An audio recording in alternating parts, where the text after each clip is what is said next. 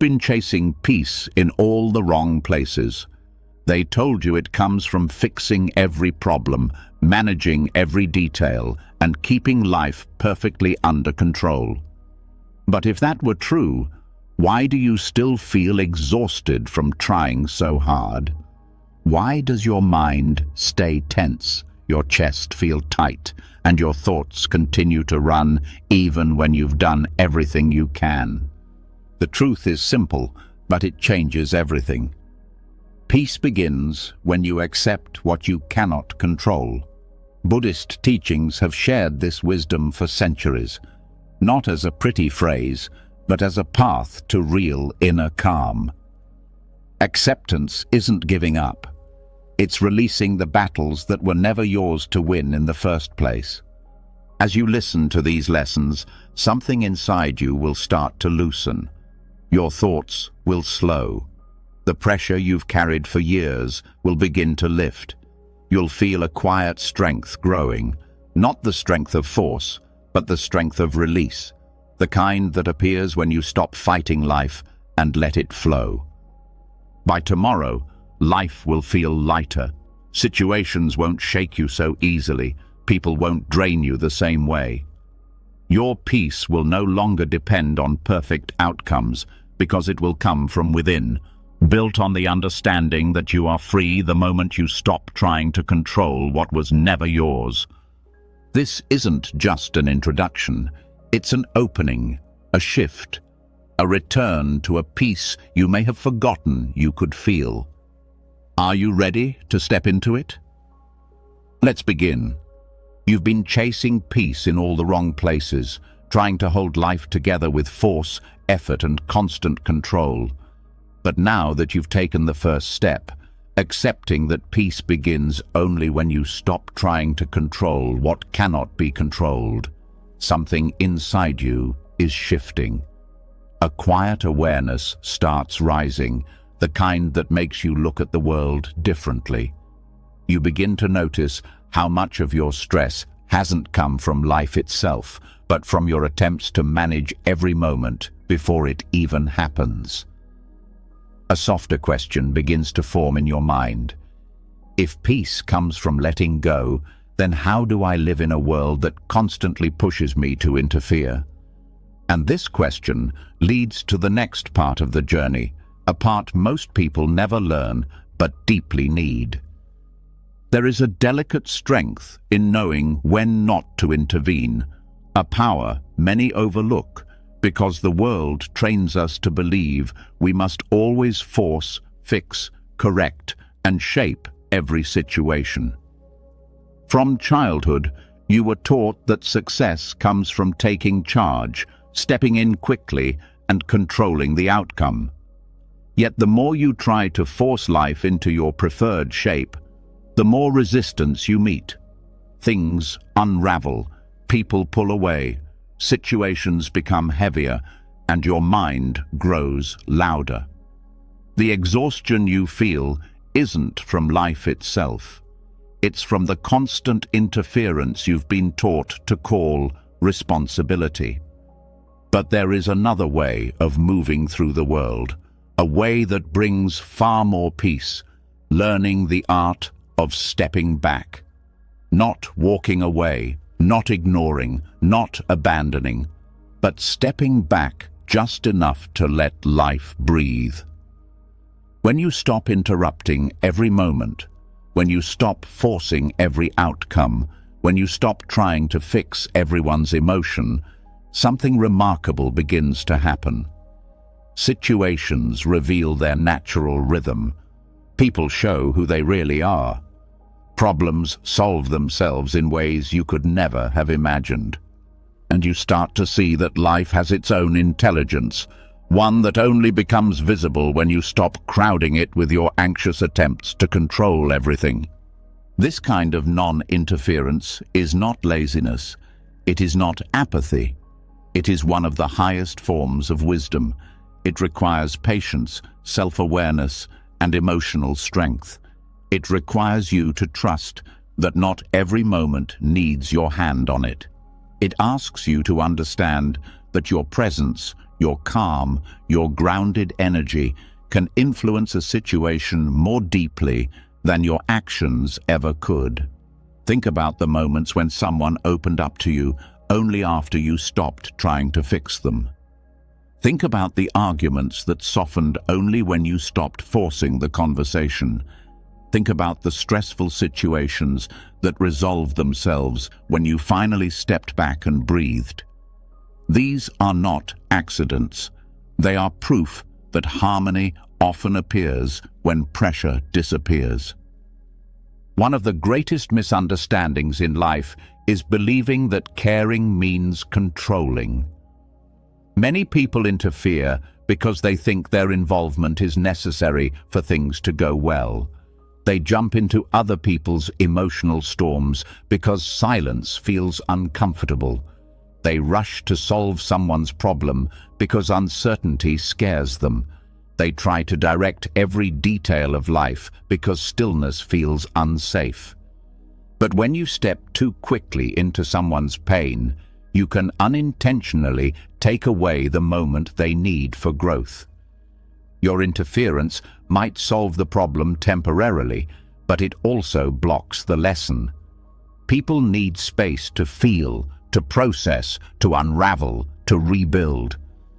When you interfere out of anxiety, fear, or discomfort, you take away their chance to discover their own strength. And what about the interference you direct at yourself? You judge your feelings before they've even formed. You criticize yourself the moment a thought doesn't match your expectations. You rush to fix your sadness, your anger, your confusion, instead of allowing these emotions to exist. This inner interference creates more tension than anything in the outside world. When you fight your own emotions, they tighten. When you allow them, they loosen. Every emotion is like a wave. It rises, crests, and falls. It only becomes destructive when you try to stop it mid-rise. The moment you stop trying to interfere with your inner world, your emotions begin to move through you more freely. They lose their intensity because you are no longer giving them resistance to push against. There is also the interference that comes from believing others must behave the way you think they should. You hold unspoken expectations for how people ought to speak, respond, think, or feel. You correct their tone, their choices, their timing, their decisions, not because you're trying to harm them, but because somewhere inside you, control feels safer than openness. Yet the more you push people into your idea of how they should be, the more distance you create. People feel judged, restricted, unseen, and ironically, the more you try to control them, the more they resist. Letting go of this kind of interference is not giving up your voice. It's giving others the space to be themselves. It's allowing relationships to breathe instead of suffocating them with tension. It's realizing that acceptance creates deeper connection than correction ever could. Stillness is not something most people are comfortable with. But stillness is where clarity lives. When you stop interfering with every moment, life begins to reveal details you never noticed. You start seeing patterns in people's behavior. You begin to understand unspoken signals, hidden emotions, deeper truths. You respond with more wisdom because your actions come from awareness instead of impulse. You begin moving through life with the kind of presence that makes others feel safe, understood, and respected. And in return, you start attracting situations that mirror the calm you embody. You will also find that people begin to respect your presence more deeply. When you're no longer forcing conversations, pushing advice, or trying to control every dynamic, your words carry more weight. People listen because they know you don't speak from pressure. They trust you because you don't suffocate them with expectations. You become a grounding force, someone others can lean on without fear of being judged or corrected. Your presence becomes more healing than your solutions. This shift also protects your peace. Interference is not just exhausting, it is emotionally costly. When you insert yourself into battles that aren't yours, you absorb stress that was never meant for you. When you constantly try to fix others, you take responsibility for pain that does not belong to you. When you try to control outcomes, you carry the burden of things that were never in your hands. Stepping back frees you from this weight. It allows you to care without drowning. It allows you to love without losing yourself. It allows you to help without harming your own peace. When you stop interfering with life, you also stop feeding drama. Most drama comes from over-involvement, from reacting too quickly, from making assumptions, from rushing into situations that needed time instead of action. When you learn the discipline of stepping back, you begin to see how much chaos you used to create without realizing it. And you begin to appreciate the simplicity that appears when you allow life to unfold naturally. This doesn't mean you never take action. Wise action is different from reactive interference. Wise action arises when you act from clarity, calm, and understanding. It is intentional, not impulsive. It helps instead of controlling. It comes from a quiet center, not from fear. When you act from this place, your involvement becomes meaningful rather than stressful. You enter situations with awareness and leave them without regret. Life becomes softer when you accept that not every moment needs your influence. You discover that stepping back can be more powerful than stepping in.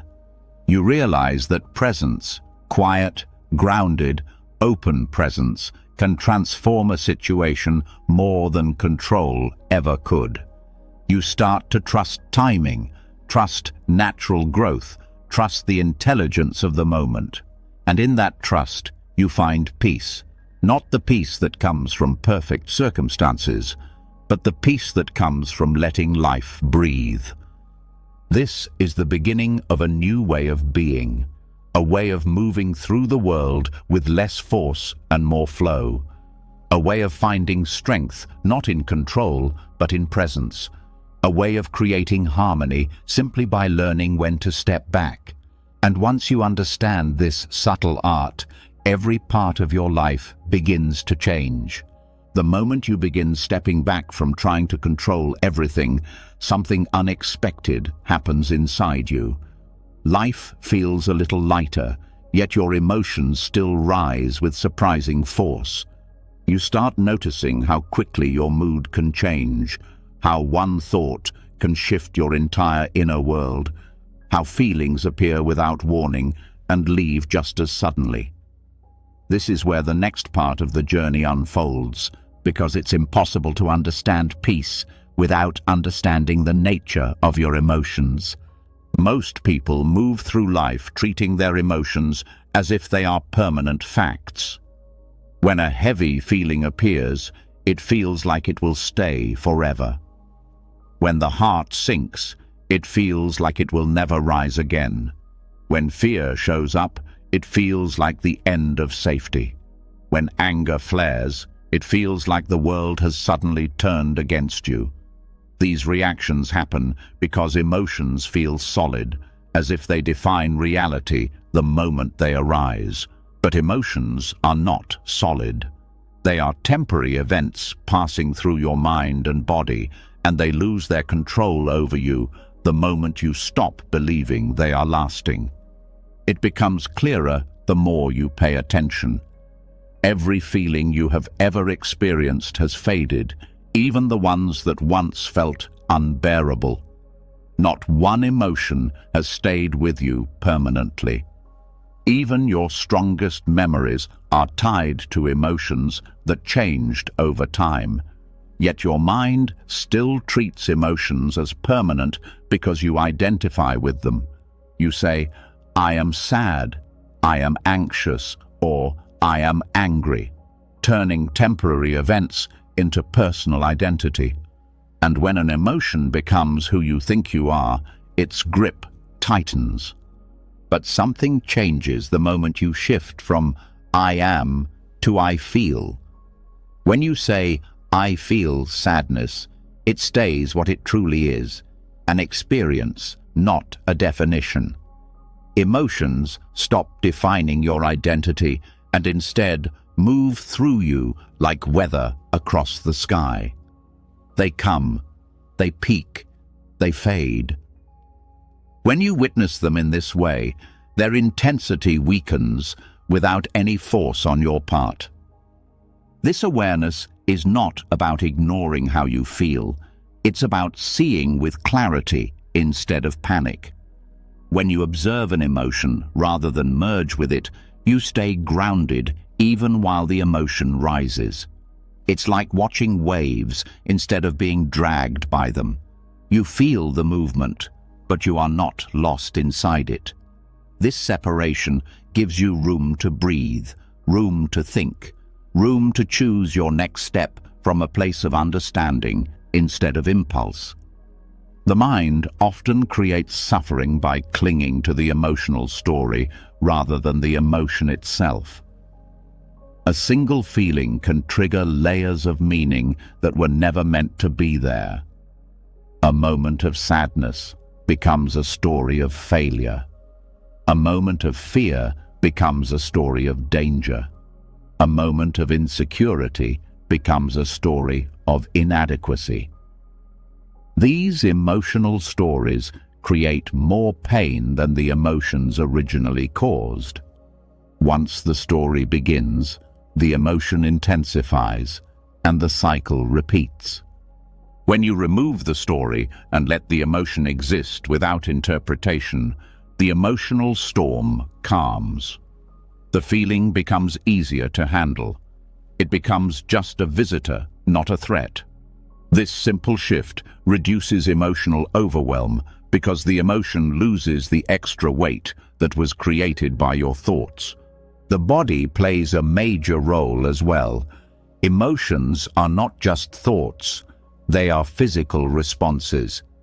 Tightness in the chest, heaviness in the stomach, pressure behind the eyes, heat in the face. These sensations are part of the emotional experience. When you resist the emotion, your body tightens. Tightness traps the emotion, making it linger longer. But when you allow the body to soften even a little, the emotion begins to move. A relaxed body helps emotions complete their natural cycle. This works because every emotion has a beginning, middle, and end. If you interrupt it with resistance or panic, it stays longer. When you allow it, it resolves faster than you expect. Acceptance does not mean liking the emotion. It means letting it move without tightening around it. Another important part of emotional impermanence is understanding why certain emotions seem to come back often. Emotions repeat not because they are powerful, but because your reaction to them is the same each time. If sadness appears and you respond with judgment, sadness deepens. If anxiety appears and you respond with fear of the anxiety grows. If anger appears and you respond with shame for feeling it, anger tightens. The emotion survives because the reaction feeds it. When you shift your reaction, when you respond with curiosity instead of resistance, the emotional loop breaks. Curiosity opens space. Even a small question such as, "What is this feeling trying to show me right now?" changes the entire dynamic. Emotional curiosity is not analysis. It is openness. It stops the cycle of emotional repetition by giving the emotion a chance to complete its path. Relationships are also deeply affected by emotional impermanence. When you believe your emotions are permanent, you take them out on others. A temporary irritation becomes a fight. A temporary insecurity becomes jealousy. A temporary disappointment becomes blame. Understanding emotional impermanence helps you pause before reacting. You begin recognizing that your emotion might be strong now, but weaker in 20 minutes. You learn to wait before speaking, wait before acting, wait before making assumptions. This single ability protects your connections with others more than any communication skill ever could. There is also a deeper part of this teaching that touches the core of your being. When you watch an emotion rise and fall, you begin to notice something else. Something underneath the emotion that does not move. A stillness, a presence, a steady awareness that remains the same even when your emotions shift wildly. This steady awareness is your true self. It is the part of you that is untouched by emotional weather. The more you connect with this steady place, the less frightened you become of emotional storms. You begin trusting that no matter how strong an emotion feels, there is a place within you that remains calm. This understanding helps during the most difficult emotions: grief, heartbreak, fear of the future, loneliness. These emotions feel intense because they shake the foundations of your identity. But even these emotions are temporary. They move through in waves. They change shape. They soften. When you allow them to be felt without adding stories or resistance, they eventually release. You discover a quiet courage within yourself because you realize you can survive emotional storms without losing your center. Another aspect of emotional impermanence is learning not to cling to positive emotions. People often try to hold on to joy, excitement, love, inspiration, and happiness. But the more you cling, the faster they fade. Positive emotions become more enjoyable when you allow them to come and go naturally. When you stop trying to hold them in place, you actually feel them more fully. Joy becomes richer. Love becomes deeper. Gratitude becomes more alive. This freedom makes happiness feel more genuine because you are no longer desperate for it to stay. This teaching also helps with emotional comparison. Many people judge themselves for not feeling a certain way. They believe they should be happier, calmer, more confident, more motivated. But emotional cycles differ from person to person. Your rhythm is not wrong. Your emotional patterns are not failures. They are natural variations of your internal weather. Accepting this relieves unnecessary pressure and allows you to move through your emotions without judging yourself. With time, emotional impermanence shapes how you view your entire life. You stop taking negative emotions as signs that something is wrong with you. You stop taking positive emotions as proof that everything is perfect. You stop believing that your emotions dictate your destiny. You understand that every emotion is part of your experience, but not the whole of your identity. This perspective allows you to live with more balance. You don't overreact to your highs or drown in your lows. You live with a grounded heart. This grounded heart becomes your guide. It teaches you that emotions are not obstacles, but signals. They show you where you need healing, where you need rest, where you need boundaries, where you need courage, where you need change. When you see emotions as messengers instead of enemies, they become easier to work with. They speak more clearly when you listen without fear. The wisdom of emotional impermanence is not about controlling how you feel. It is about freeing yourself from the belief that emotions control you. When you stop fighting your feelings, they pass more peacefully. When you stop identifying with them, they lose their grip. When you stop fearing them, they transform. You become more present, more grounded, more aware of the subtle shifts within you. And with that awareness comes a deeper peace, a peace that no emotion, no matter how strong, can take away. As emotional impermanence becomes more familiar, another layer of inner experience begins to reveal itself. You start noticing that the closer you get to real acceptance, the more intense your inner resistance becomes. It shows up suddenly, as if something inside you senses change and tries to stop it. This resistance is not random. It is the ego making its last effort to hold on to the patterns that once made it feel safe. When acceptance grows, the ego feels it is losing control, and that loss creates a spike in discomfort.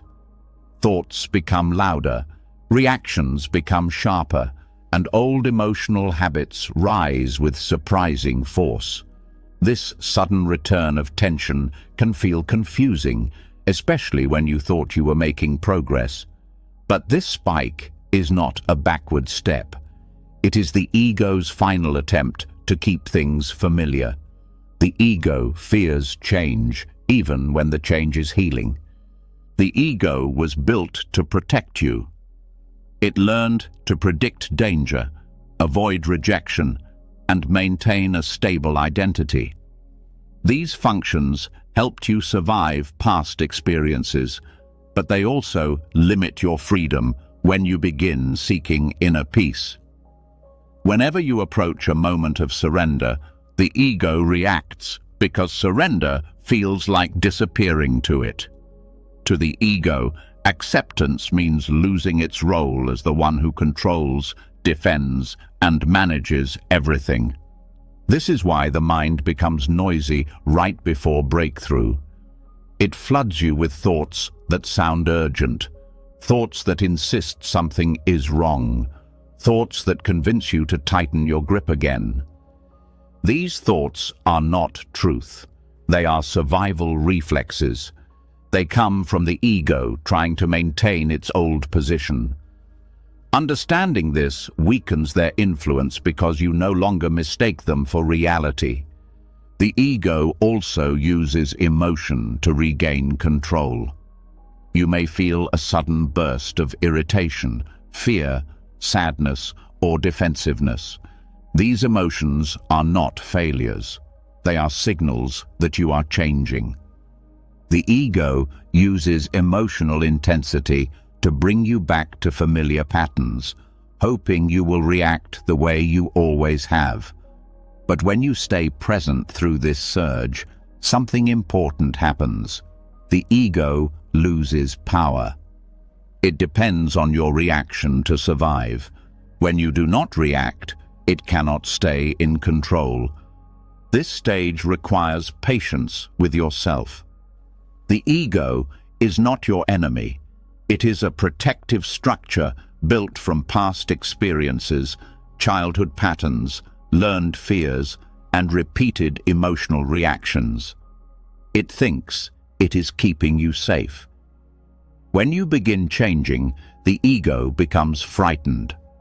Treating this fear with patience instead of resistance creates space for transformation.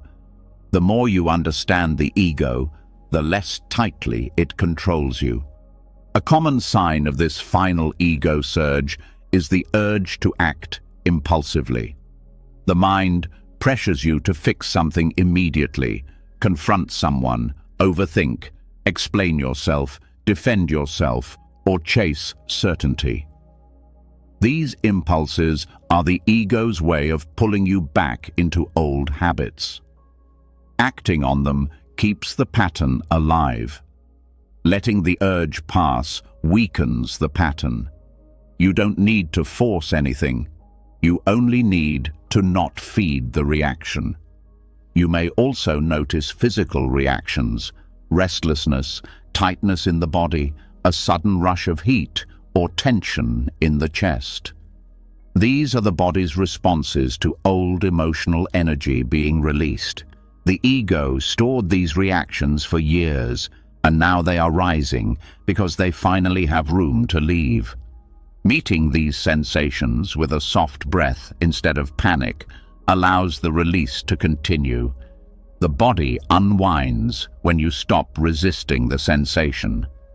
Right before acceptance, identity also becomes unstable. You may feel disconnected from the version of yourself you were before, yet uncertain about who you are becoming. This sense of in-between can feel uncomfortable, but it is a necessary part of transformation. The ego interprets this discomfort as danger because it relies on identity for stability.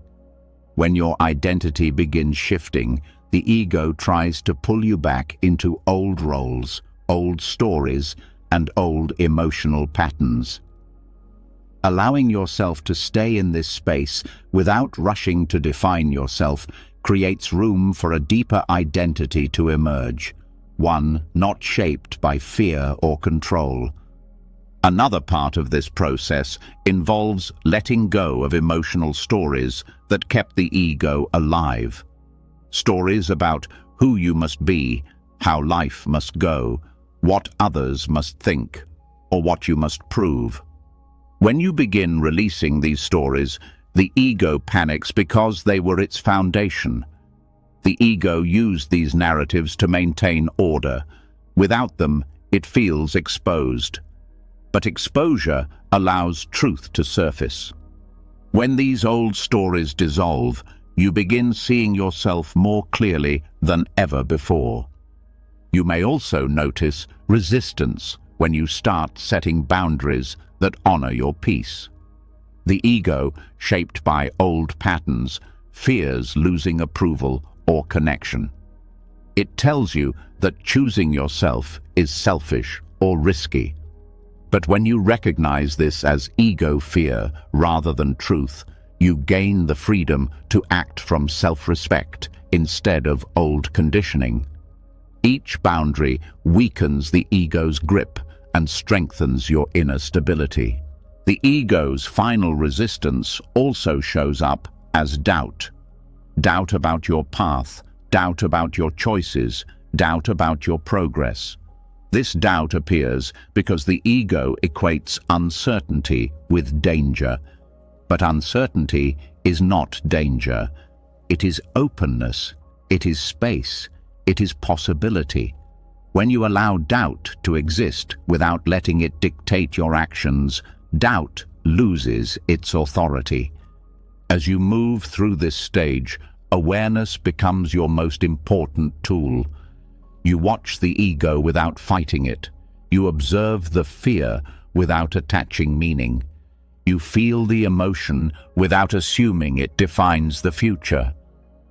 This awareness interrupts the ego's automatic patterns. The ego cannot dominate you while you are aware of it. There is also a moment in this process when you begin to see the ego as small. Before, it felt like the whole truth. Now it feels like a voice inside you, not the entirety of you. This shift marks the beginning of freedom. You realize that your awareness is larger than your thoughts, larger than your emotions, larger than your stories. The ego becomes a part of your experience, not the controller of your experience. This change creates a softening inside you. The tension you carried for years begins to lighten. The urge to react weakens. The emotional storms become less overwhelming. You begin responding to life instead of fighting it. You start feeling moments of clarity, moments of open space, moments of quiet that were not available before. Peace begins to settle into your body in a new way. not as an idea, but as a lived experience. Acceptance no longer feels like a challenge. It feels natural. You stop forcing life into a shape and start moving with life instead. You stop carrying emotional burdens that were never yours. You stop defending identities that no longer fit. What once felt frightening now feels freeing. What once felt like loss now feels like release. What once felt like collapse now feels like awakening. The ego's last stand is the final shadow before this shift happens, and the moment you stay present through it, you step into a deeper sense of self that does not need control to feel safe. As the ego's grip weakens and you begin feeling more space around your thoughts, another layer of truth becomes easier to see. Not all resistance shows up as dramatic inner battles. Most of it is subtle, quiet, almost invisible. It hides inside your daily life, buried in the smallest moments that seem harmless but slowly drain your energy. These tiny tensions build up without your awareness, shaping your mood, your patience, and your peace far more than the big emotional storms ever could. This next step begins by noticing what you resist without even realizing it. There are countless moments throughout the day when your body tightens, your breath shortens, or your thoughts stiffen against reality. A slow driver, a long line, a noise you didn't expect, a plan that changes suddenly, a message that takes too long to arrive, someone speaking too slowly, a notification that interrupts your focus. These moments seem insignificant, yet each one creates a small inner conflict. Your ego reacts instantly, protesting the inconvenience, demanding control, insisting the moment should be different than it is. These tiny frictions accumulate. Each one adds a layer of tension, a subtle exhaustion you carry without noticing. By the end of the day, you feel drained, not because something big happened, but because hundreds of small resistances tightened your body and mind piece by piece. Micro-resistance is one of the greatest hidden causes of stress, and most people never see it happening. They assume they are tired because of responsibilities, tasks, or work, when the real fatigue comes from constantly fighting what life brings in tiny, repetitive moments. This is where micro-surrender becomes essential. Micro-surrender is the practice of releasing tension in the smallest moments. It is the art of letting go at the exact point where the ego wants to tighten. These small releases create a powerful shift. They turn daily life from a constant struggle into a smoother flow. You regain energy that used to leak away through friction. You begin to feel calmer throughout the day without effort. Micro-surrender starts with noticing your internal reactions. When something unexpected happens, pay attention to the immediate tightening. It may show up as irritation, a sigh, a spike of impatience, or a small voice complaining in your mind. That reaction is the ego demanding control. It wants the moment to match its expectations. Each time you surrender instead of resist, you break the old habit. You soften instead of tighten. You accept instead of argue. This softening releases trapped energy instantly. One of the most common areas where micro-resistance appears is waiting.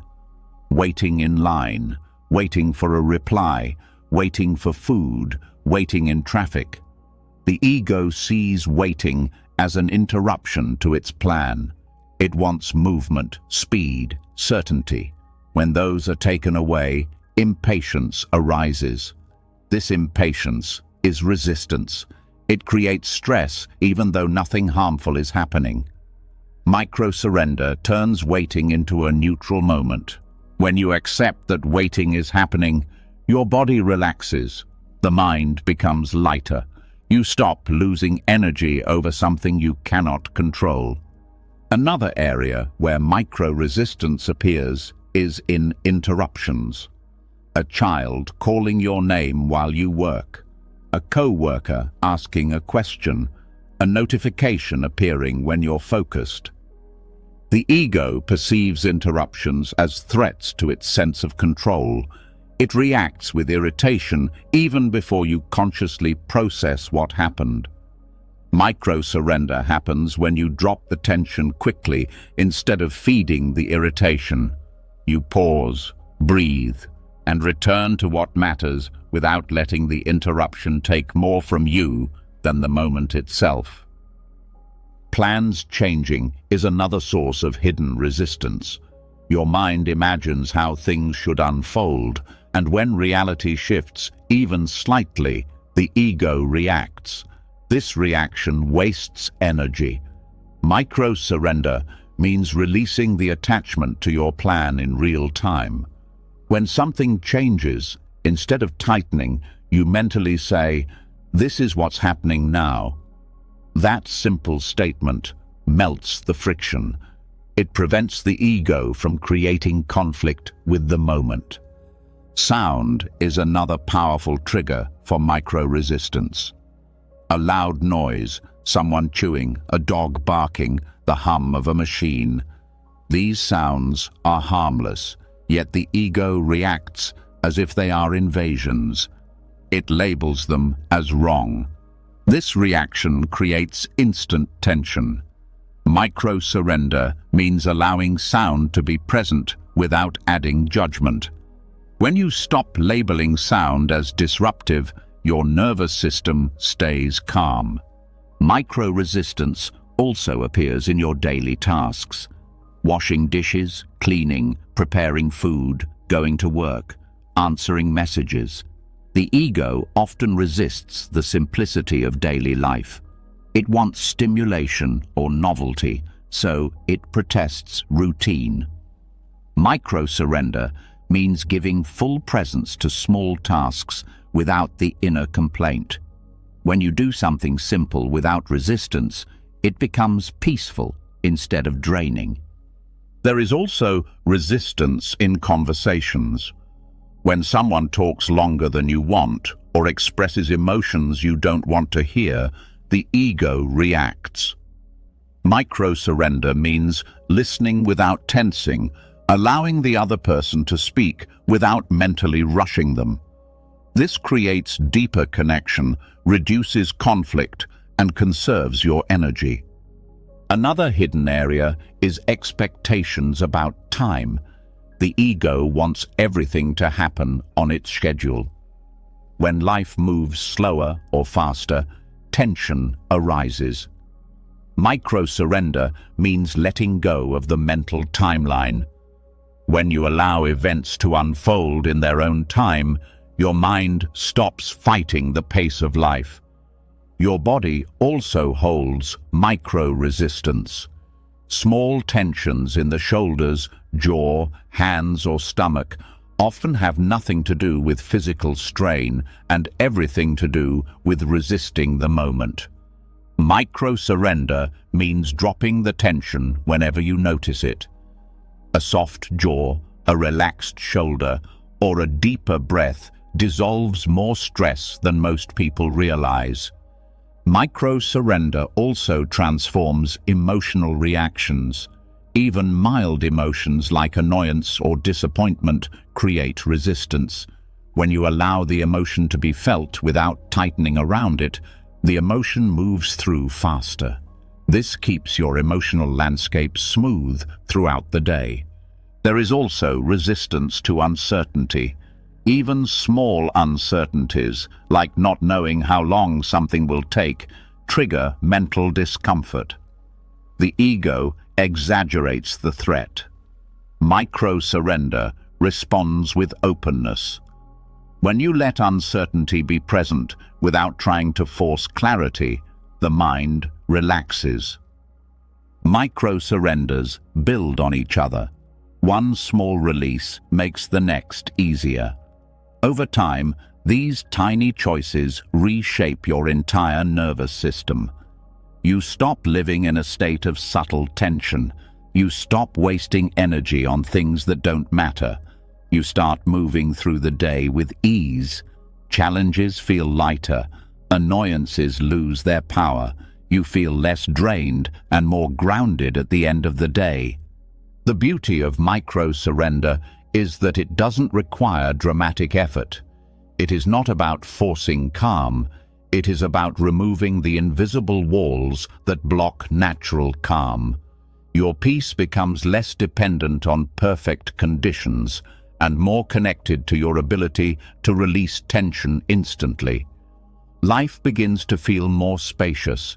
You feel less pushed by the world and more carried by it. Micro-surrenders develop a habit of acceptance. They teach your mind to stop fighting the moment. They train your nervous system to relax instead of react. They reveal how often the ego creates unnecessary suffering. Over time, these small moments of letting go lead to a profound shift. You begin to live with less resistance, less frustration, and less inner noise. You start to realize that peace is not found in changing your circumstances. Peace is found in changing your response to the countless tiny moments that once triggered you. This is how surrender becomes strength and acceptance becomes freedom. The more you let go in the small moments, the more you begin to notice something deeper hidden beneath them. Each micro-surrender lightens you, yet there's a pattern that becomes clearer with every release. Most of your suffering never came from the moment itself. It came from the pressure to control it.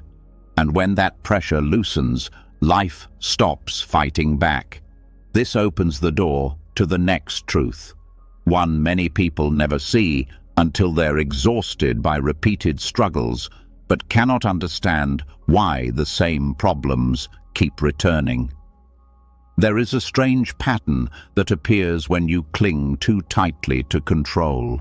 The very thing you fear often becomes the thing you create. When you obsess over preventing conflict, tension grows. When you constantly try to avoid mistakes, you become tense and make more of them.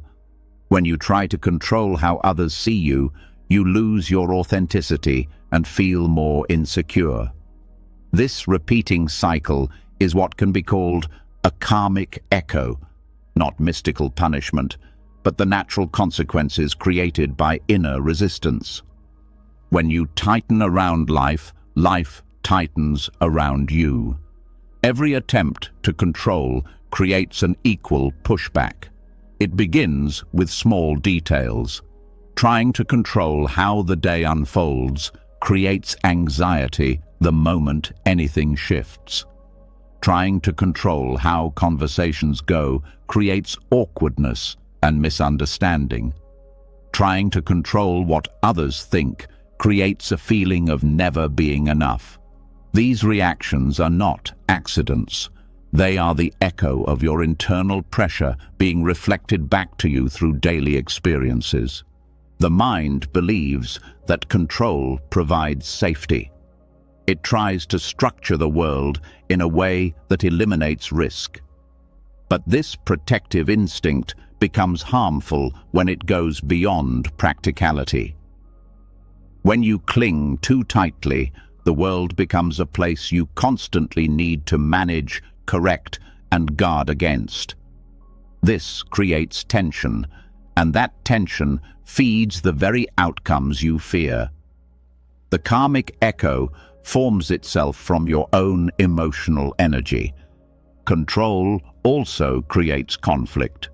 When you try to shape others' behavior, they naturally resist. No one enjoys feeling controlled, and even subtle attempts to guide people into your preferred outcome can create discomfort. The more you push, the more they push back. The karmic echo becomes a cycle of struggle where each person mirrors the other's tension. This is why relationships feel smoother when you loosen your grip. Not because people change, but because your resistance stops fueling their reactions. There is also a karmic echo inside your own mind. When you try to control your thoughts become louder. Trying to silence the mind creates more noise. Trying not to worry increases fear. Trying to suppress emotion intensifies it.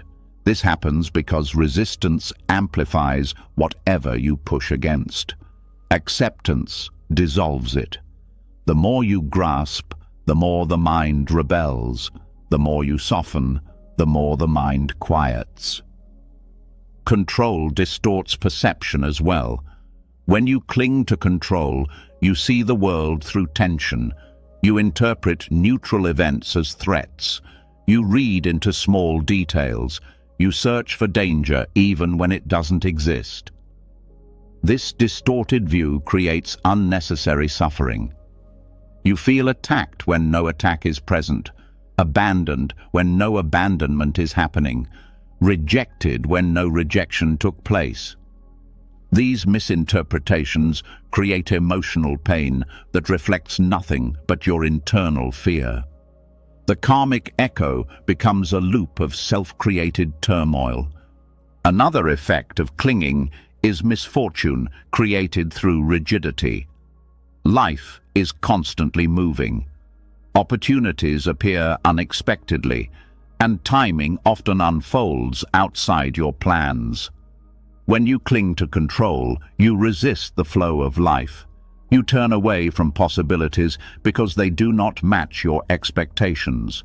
You delay decisions until the perfect moment that never arrives. You hesitate instead of trusting your path. This rigidity creates stagnation, missed chances, and outcomes that resemble bad luck. But this misfortune is not fate. It is the karmic echo of refusing to move with life. Even physical tension is part of the echo. Clinging to control activates stress responses in the body. Shoulders tense, breathing becomes shallow, the stomach tightens, the heart speeds up. Over time, this repeated stress can turn into health issues. What began as a mental need to control becomes physical wear and tear. The body responds to inner resistance by storing it. When you soften your need for control, the body unravels years of unnoticed strain. The karmic echo also appears in the way you speak to yourself. When you cling to control, your inner dialogue becomes harsher. You push yourself. You criticize your mistakes. You demand perfection. This creates feelings of inadequacy that grow stronger over time. The more pressure you apply, the more inadequate you feel. The karmic echo becomes an identity you never intended to build. This cycle also affects your creativity. Control kills spontaneity. When you try to force inspiration, ideas freeze. When you pressure yourself to produce perfection, creativity shuts down. But when you relax your grip, inspiration returns naturally. Creativity flows when the mind is open, not when it is forced into rigid shapes. The karmic echo in creative life is a cycle of pressure followed by blockage. Letting go breaks that cycle. In relationships, clinging to control creates distance. When you try to manage how someone behaves, they feel judged. When you try to influence how someone feels, they feel pressured. When you try to shape who someone becomes, they feel unseen. The karmic echo here is emotional disconnection. People pull back when they feel controlled. But when you allow them to be themselves, connection grows because acceptance creates space for understanding. Control also affects your sense of purpose. When you cling to control, you insist that life unfold according to a specific plan. Any deviation feels like failure, but growth rarely follows a straight line. When you cling to a fixed path, you miss the deeper purpose forming beneath the unexpected twists. The karmic echo becomes a life filled with frustration because reality refuses to match your script. When you allow life to guide you instead of forcing your way through it, meaning reveals itself in places you didn't know to look. Another part of the karmic echo involves fear. The more you try to avoid fear through control, the more fear grows. When you try to control future outcomes, uncertainty becomes threatening. You become overwhelmed by possibilities. The mind starts predicting danger in every direction. The karmic echo turns caution into anxiety. But when you stop trying to eliminate fear and instead move forward while feeling it, fear weakens. The echo shifts from anxiety to courage. Control also shapes your relationship with change. When you cling to stability, change becomes terrifying. You resist it, fight it, or deny it. But resisting change never stops it. It only makes it more painful. The karmic echo of resisting change is suffering. The more you cling, the harder change becomes. When you loosen your grip, change becomes less threatening. It becomes part of your natural unfolding instead of an enemy. Even your sense of time is affected by control. The ego wants life to move according to its own schedule. When things take longer than expected, stress arises. When progress feels slow, doubt appears. The karmic echo becomes impatience, frustration, and the belief that you are falling behind. But when you release your timeline and trust that your life is unfolding at its own pace, time becomes softer. You experience more peace in the present instead of pushing yourself into the future. The karmic echo also touches your ability to receive. When you cling to control, you resist support. You push away help. You insist on doing everything yourself. This creates loneliness and burnout. The karmic echo becomes the very isolation you fear. But when you open yourself to receiving help, love, guidance, you break the cycle. Allowing support dissolves the belief that control is required for survival. Letting go of control creates a space where life can finally meet you halfway. You begin to notice easier outcomes, smoother interactions, clearer decisions, and lighter emotions. Challenges still appear, but you no longer create additional layers of struggle. The karmic echo shifts from resistance to flow. When clinging stops, the problems you feared lose their power. When control loosens, peace has room to enter. When resistance dissolves, your life begins moving again. The more you loosen your grip on control, the more something unexpected begins to show itself. Underneath all the tension, underneath every attempt to manage life, underneath the karmic echoes of resistance, there is a quiet truth you've been avoiding for years. A truth that feels frightening at first, yet becomes the doorway to the deepest peace you will ever experience. This truth begins with recognizing that no matter how much you control, life still moves on its own. And the moment you finally stop resisting that reality, something inside you begins to unlock. There is a kind of freedom that doesn't come from strength, power, or mastery. It comes from admitting that you are not in charge of everything. This admission is often the last thing the ego wants, because the ego believes control equals safety. But when you look closely, you see the exact opposite. The need to control everything has created most of your stress, fear, and exhaustion. And the strange truth is this: when you finally admit how much is outside your control, you feel lighter, not weaker. Radical powerlessness does not mean giving up on life. It means accepting that you cannot command outcomes, force timing, or shape events against their natural flow. This acceptance reveals how much energy you've been spending on battles you were never meant to fight. Once you release them, you gain access to energy you didn't know you had. Many people fear this idea because they think helplessness means vulnerability. But the kind of helplessness that brings freedom is not the helplessness of defeat. It is the helplessness of honesty. It is acknowledging that storms will come whether you resist or not, people will change whether you approve or not, and life will unfold on a timeline far bigger than your plans. When you stop pretending to be in control, you stop fighting reality. That fight has been the source of your suffering for years. This realization brings clarity. When you stop trying to manage everything, your mind becomes clearer because it no longer carries impossible responsibilities.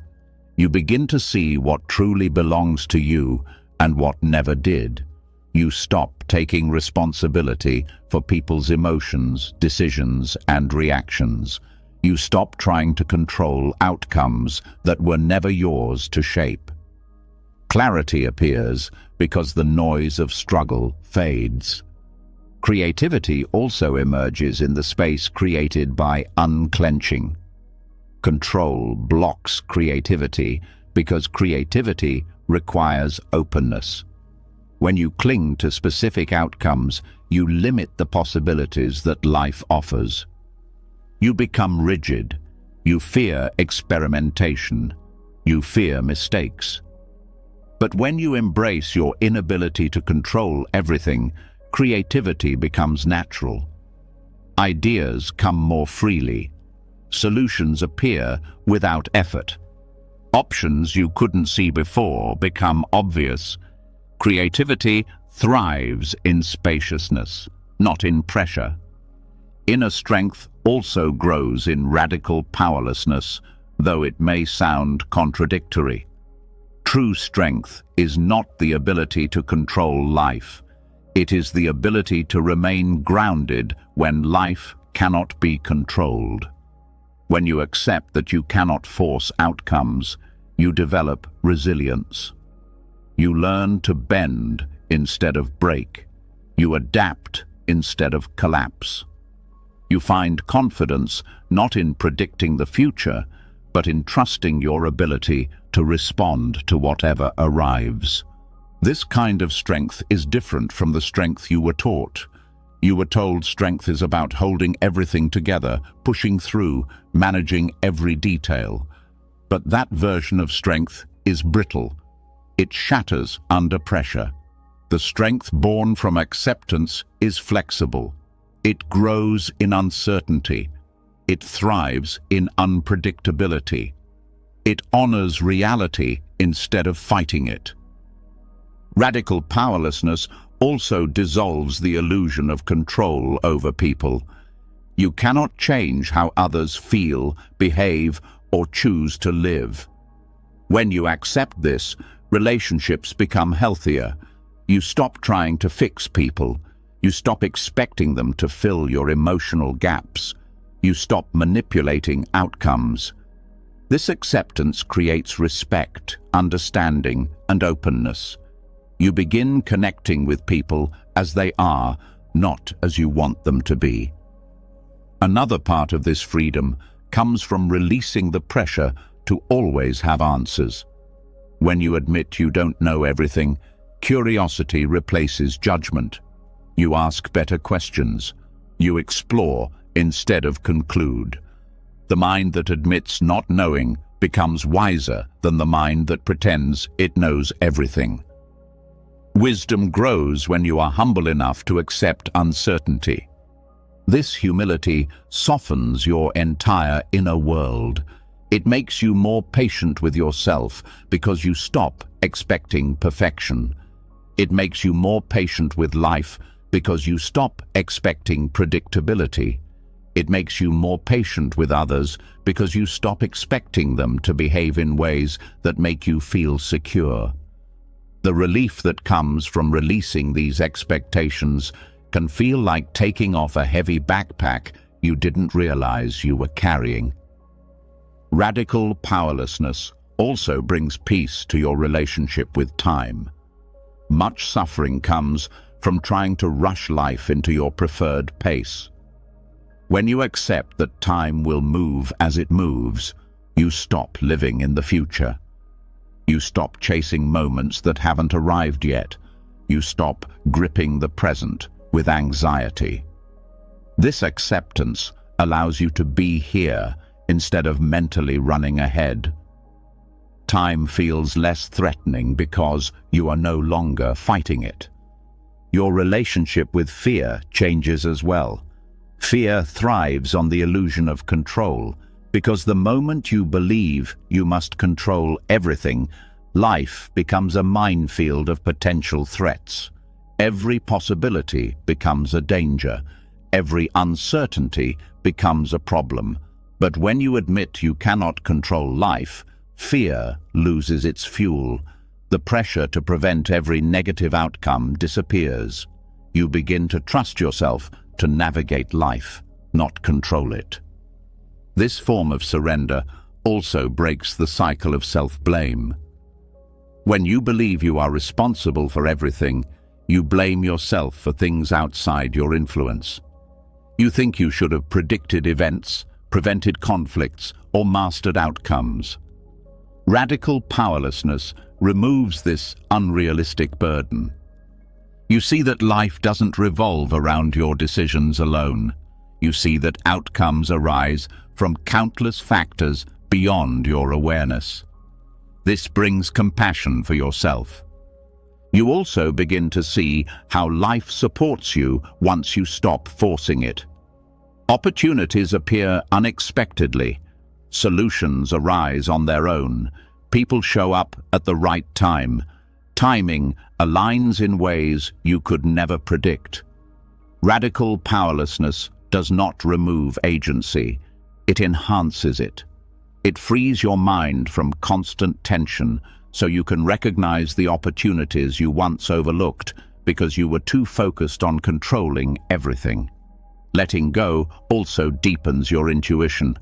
When the mind stops grasping, the deeper intelligence within you becomes louder. You start sensing the right path without needing to force it. You start feeling what aligns and what doesn't. Intuition does not work well in a mind full of noise.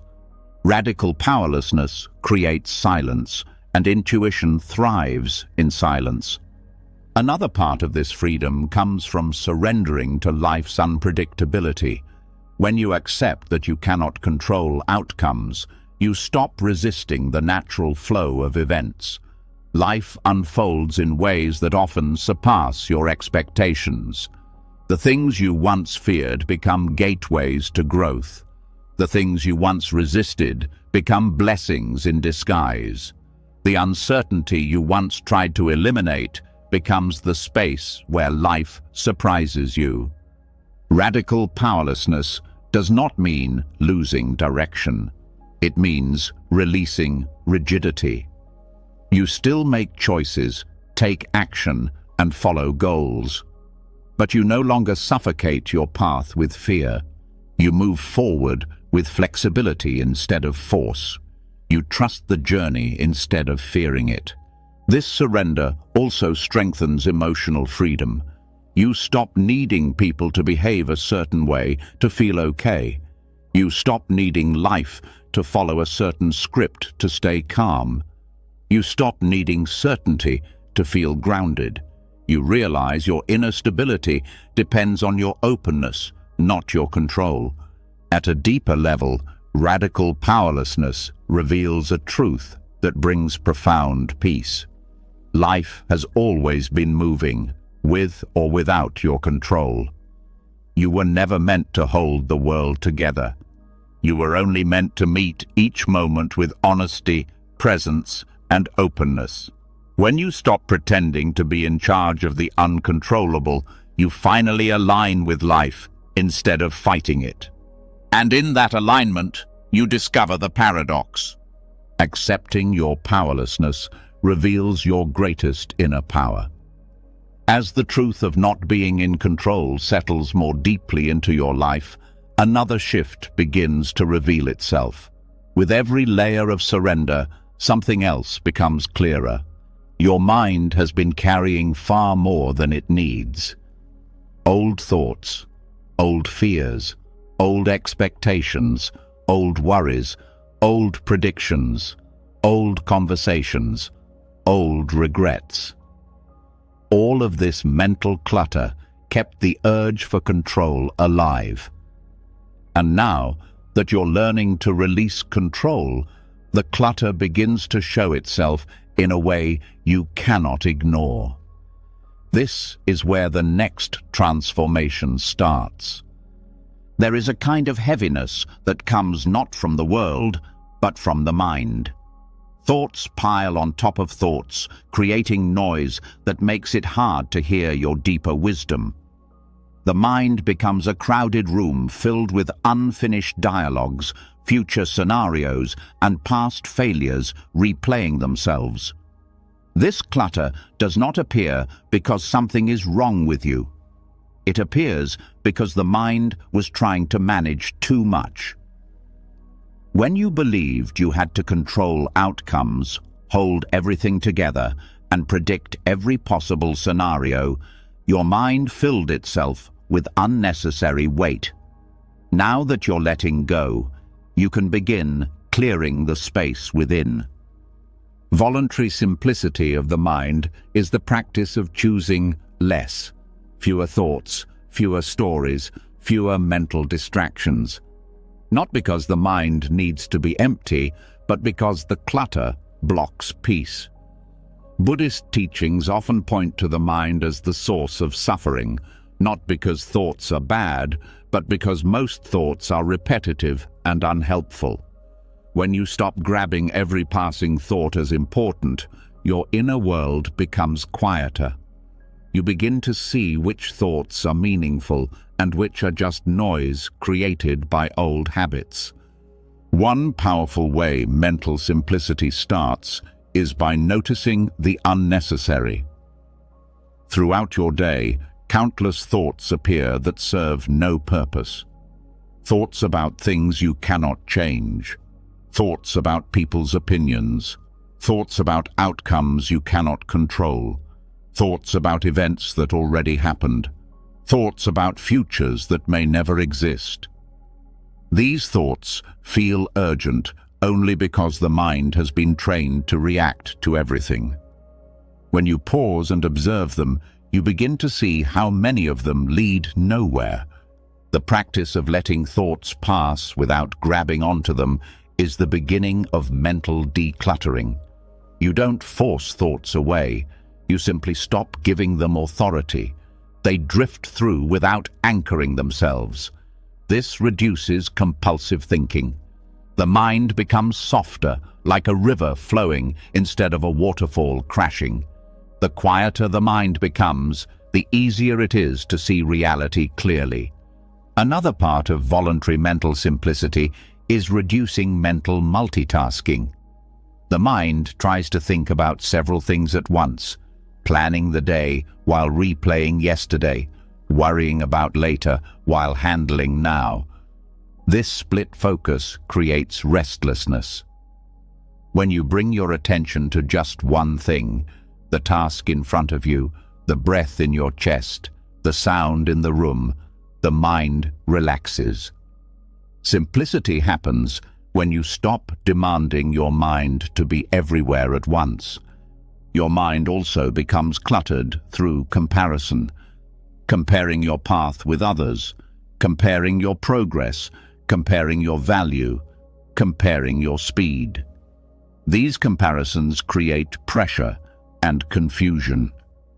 They make you believe you're behind when, in truth, you are simply on your own timeline. Letting go of comparison is a major act of mental simplicity. When you stop measuring yourself against others, your mind gains space that was previously filled with doubt.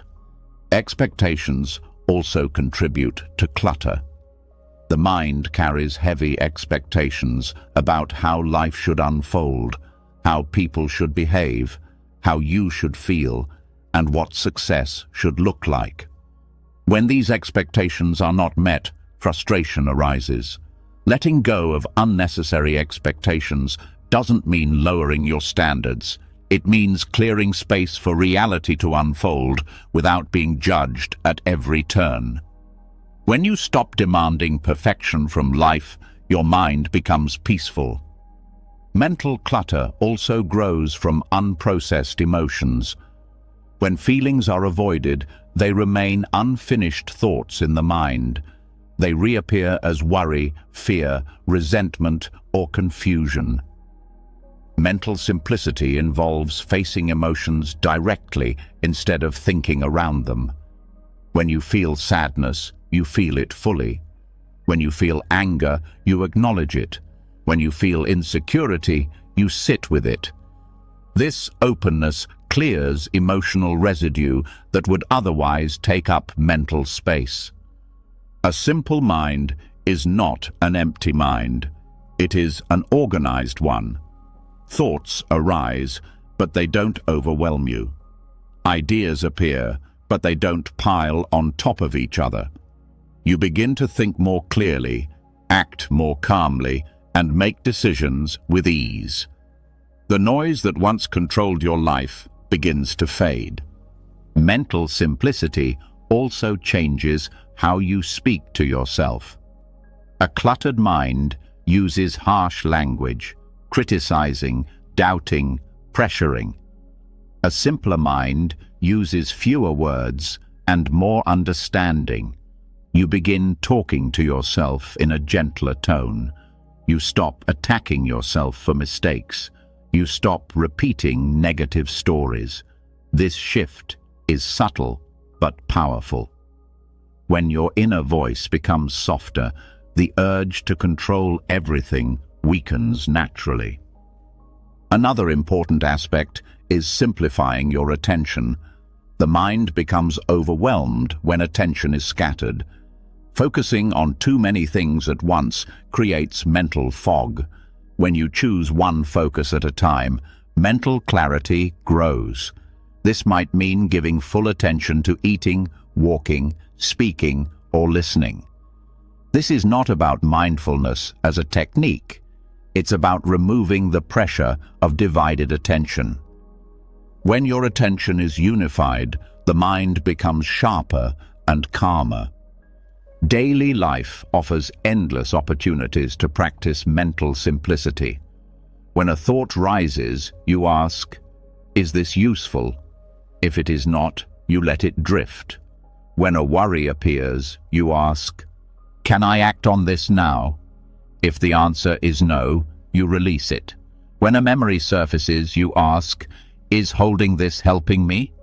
If it is not, you allow it to pass. These simple questions declutter the mind moment by moment. Mental simplicity also reveals how unnecessary much of the internal narration is. The mind comments on everything. It judges, labels, predicts, interprets, and imagines.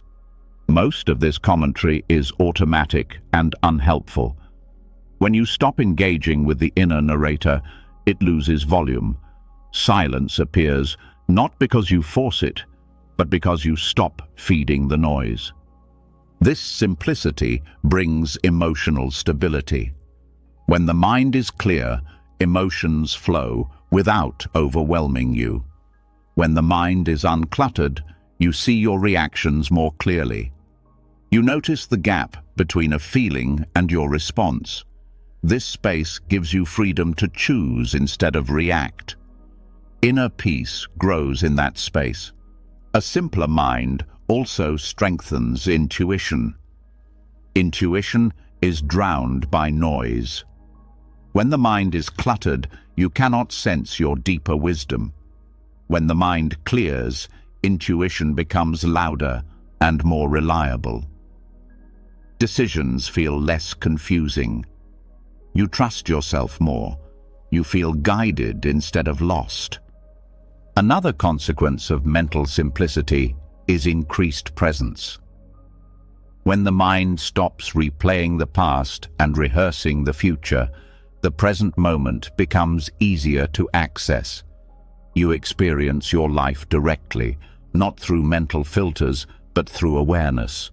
The urge to control fades because you are no longer living in mental projections. You are living in what is real. Mental simplicity also affects your relationships. When your mind is uncluttered, you listen more deeply. You respond with more understanding. You stop overthinking conversations or imagining what others meant. This reduces unnecessary conflict. Simplicity in the mind invites simplicity in connection. This practice does not require isolation or silence. It requires honesty. It requires noticing which thoughts help and which thoughts harm. It requires letting go of the internal weight you no longer need. When you choose simplicity, you choose clarity. When you choose clarity, you choose peace. As you continue clearing mental clutter, the urge to control fades naturally. You no longer need to micromanage life because your mind is no longer filled with fear, tension, and noise. You trust life more. You trust yourself more. You trust the flow of each moment. And in that trust, you experience the quiet strength of a mind that is no longer fighting itself or the world. As your mind becomes lighter and the clutter begins to dissolve, a new kind of sensitivity awakens. You start noticing things you couldn't see before. Your reactions, your desires, your emotional pulls, the subtle ways you lean toward or away from life. With a quieter mind, these shifts are clearer, and this clarity reveals another challenge on the path to peace: how to care without being consumed, how to stay open without being overwhelmed, how to feel deeply without losing your balance. This is where the next lesson begins. There is a sharp difference between equanimity and indifference, yet many people confuse them. One is strength. The other is avoidance. One is clarity. The other is numbness. One opens the heart. The other closes it. Equanimity is the ability to stay steady in the middle of life's storms without disconnecting from what matters. Indifference is shutting down to avoid feeling anything. When the mind becomes simpler, you naturally move toward equanimity. But the ego sometimes mistakes this for coldness and tries to pull you into old emotional habits again. Understanding the difference helps you walk the middle path with confidence. Equanimity does not mean ignoring emotions. It means you can sense them clearly without drowning in them. When sadness appears, you feel it without collapsing. When joy arises, you experience it without clinging. When anger shows up, you meet it without letting it control your actions. This balanced relationship with emotion frees you from both extremes: intensity that consumes you and numbness that disconnects you. You become present with your inner world without letting it dictate your behavior. Indifference, on the other hand, often appears as a defense. People turn numb because they fear being hurt, overwhelmed, or rejected. They shut down to avoid vulnerability. This numbness may feel safe, but it also closes the heart. It blocks connection, passion, compassion, and growth. It is a shield that keeps pain out, but also keeps life out. Indifference is not peace. It is emotional paralysis masquerading as strength. Equanimity is different because it keeps the heart open. It allows you to care sincerely while remaining steady. It lets you love without possession, support others without rescuing them, listen without absorbing their suffering, and stay kind without being manipulated. Equanimity is not distance, it is grounded presence. This grounded presence starts with understanding your own emotional patterns. When someone you care about suffers, your instinct might be to take on their pain. This emotional entanglement feels noble, but it drains your energy and often prevents them from learning what they need. Equanimity says, "I am here with you, but I remain centered." This response gives space for both compassion and clarity. It supports without smothering. Equanimity also applies to conflict. When someone speaks with anger or frustration, entanglement makes you react. Indifference makes you shut down. Equanimity lets you listen. You hear their words without losing your calm. You respond from awareness, not ego. This response diffuses conflict because it removes the energy that feeds escalation. Your calm becomes a stabilizing force. Another part of equanimity is accepting that you cannot control outcomes. You can care deeply about something, a relationship, a goal, a dream, without trying to force it into existence. Equanimity allows dedication without attachment. You put in sincere effort, but you release the outcome. This frees you from the suffering that comes from clinging. It also helps you see new possibilities when things don't unfold the way you hoped. This balance extends to success and failure. When things go well, equanimity keeps you grounded. You appreciate the moment without letting pride inflate your identity. When things go wrong, equanimity helps you stay steady. You learn from mistakes without turning them into personal attacks on yourself. This stability creates emotional maturity. You stop riding the highs and lows like a roller coaster. You move through life with steady confidence. Equanimity also transforms relationships. When you practice this balance, people feel safe around you. They sense you are present but not needy, caring but not controlling, supportive but not invasive. This creates trust. People open up more because they feel seen without being judged or pressured. Your presence becomes a place of calm. You stop projecting your fears onto others, and they no longer feel responsible for managing your emotions. Another important part of equanimity is recognizing that you cannot hold the weight of the world. Caring deeply does not mean carrying everything. There is a difference between compassion and burden-taking. Equanimity allows you to feel compassion without absorbing pain that isn't yours. This protects your inner peace and gives others the dignity of handling their own journey. Equanimity is also closely connected to humility. When you recognize that you cannot control life, you stop demanding that it match your expectations. You respond instead of resist. You accept instead of grasp. This humility opens the heart without making it fragile. Equanimity becomes the natural state of a mind and heart that no longer cling. This balance requires practice. Emotional habits are strong. The mind easily slips into old patterns, overreaction or withdrawal, but each moment offers a chance to choose differently. When you feel pulled into emotional intensity, you pause.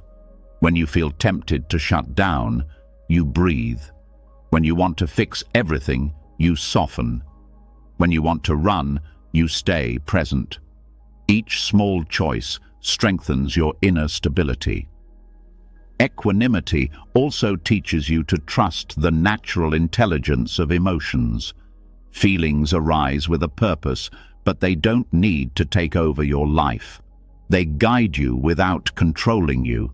They move through you without defining you. This relationship with emotion creates inner freedom. You become sensitive without being fragile, open without being overwhelmed, strong without becoming rigid. This middle path reveals a deeper truth. You can love without losing yourself. You can care without clinging. You can feel without falling apart. You can stay open without breaking. Equanimity is not the absence of emotion. It is the presence of balance. As you learn to care without collapsing into attachment, you also begin to see something deeper about human relationships. Staying balanced in your own emotions is one thing, but staying balanced while dealing with the imperfections of others is a more delicate challenge. People will disappoint you.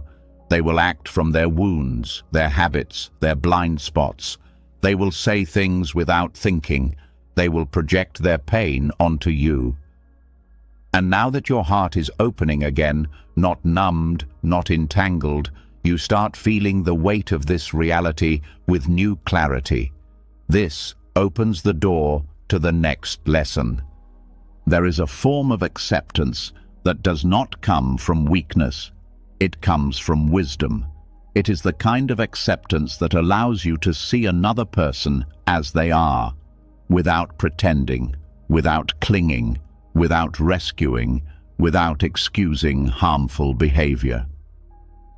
Many people confuse compassion with enabling. They think being kind means saying yes to things that hurt them, ignoring red flags, or sacrificing their peace to keep someone else comfortable. But real compassion is much more intelligent. It sees the pain beneath a person's actions, but also recognizes when their pain is causing harm. Compassionate acceptance means acknowledging someone's flaws without absorbing the consequences of those flaws. It means you can understand why someone acts the way they do without letting their behavior damage your emotional world. This is one of the most misunderstood teachings in Buddhism. Compassion is not passive. It requires strength. It demands clarity. It calls for boundaries that protect your peace while still allowing kindness to flow. To practice this, you must first recognize the difference between understanding and tolerating. Understanding someone's history, wounds, or fears helps you see them with empathy. But understanding does not mean you must stay in situations that drain you. It does not mean you must accept disrespect. It does not mean you must remain silent when someone's actions cross your limits. Compassion can coexist with firmness. Boundaries are not punishments. They are expressions of self-respect. Many people avoid setting boundaries because they fear being unkind. But boundaries are acts of honesty. They tell the other person, I care about you, but I also care about myself. This balance prevents resentment, burnout, and emotional entanglement. Without boundaries, compassion becomes distorted. You end up carrying burdens that were never yours. You end up protecting people from the consequences of their own behavior, which prevents them from learning and growing. Compassionate acceptance also means seeing that everyone is shaped by their conditioning. People act from patterns developed long before you entered their life. Their reactions are reflections of their past. Their anger may come from old pain. Their defensiveness may come from fear.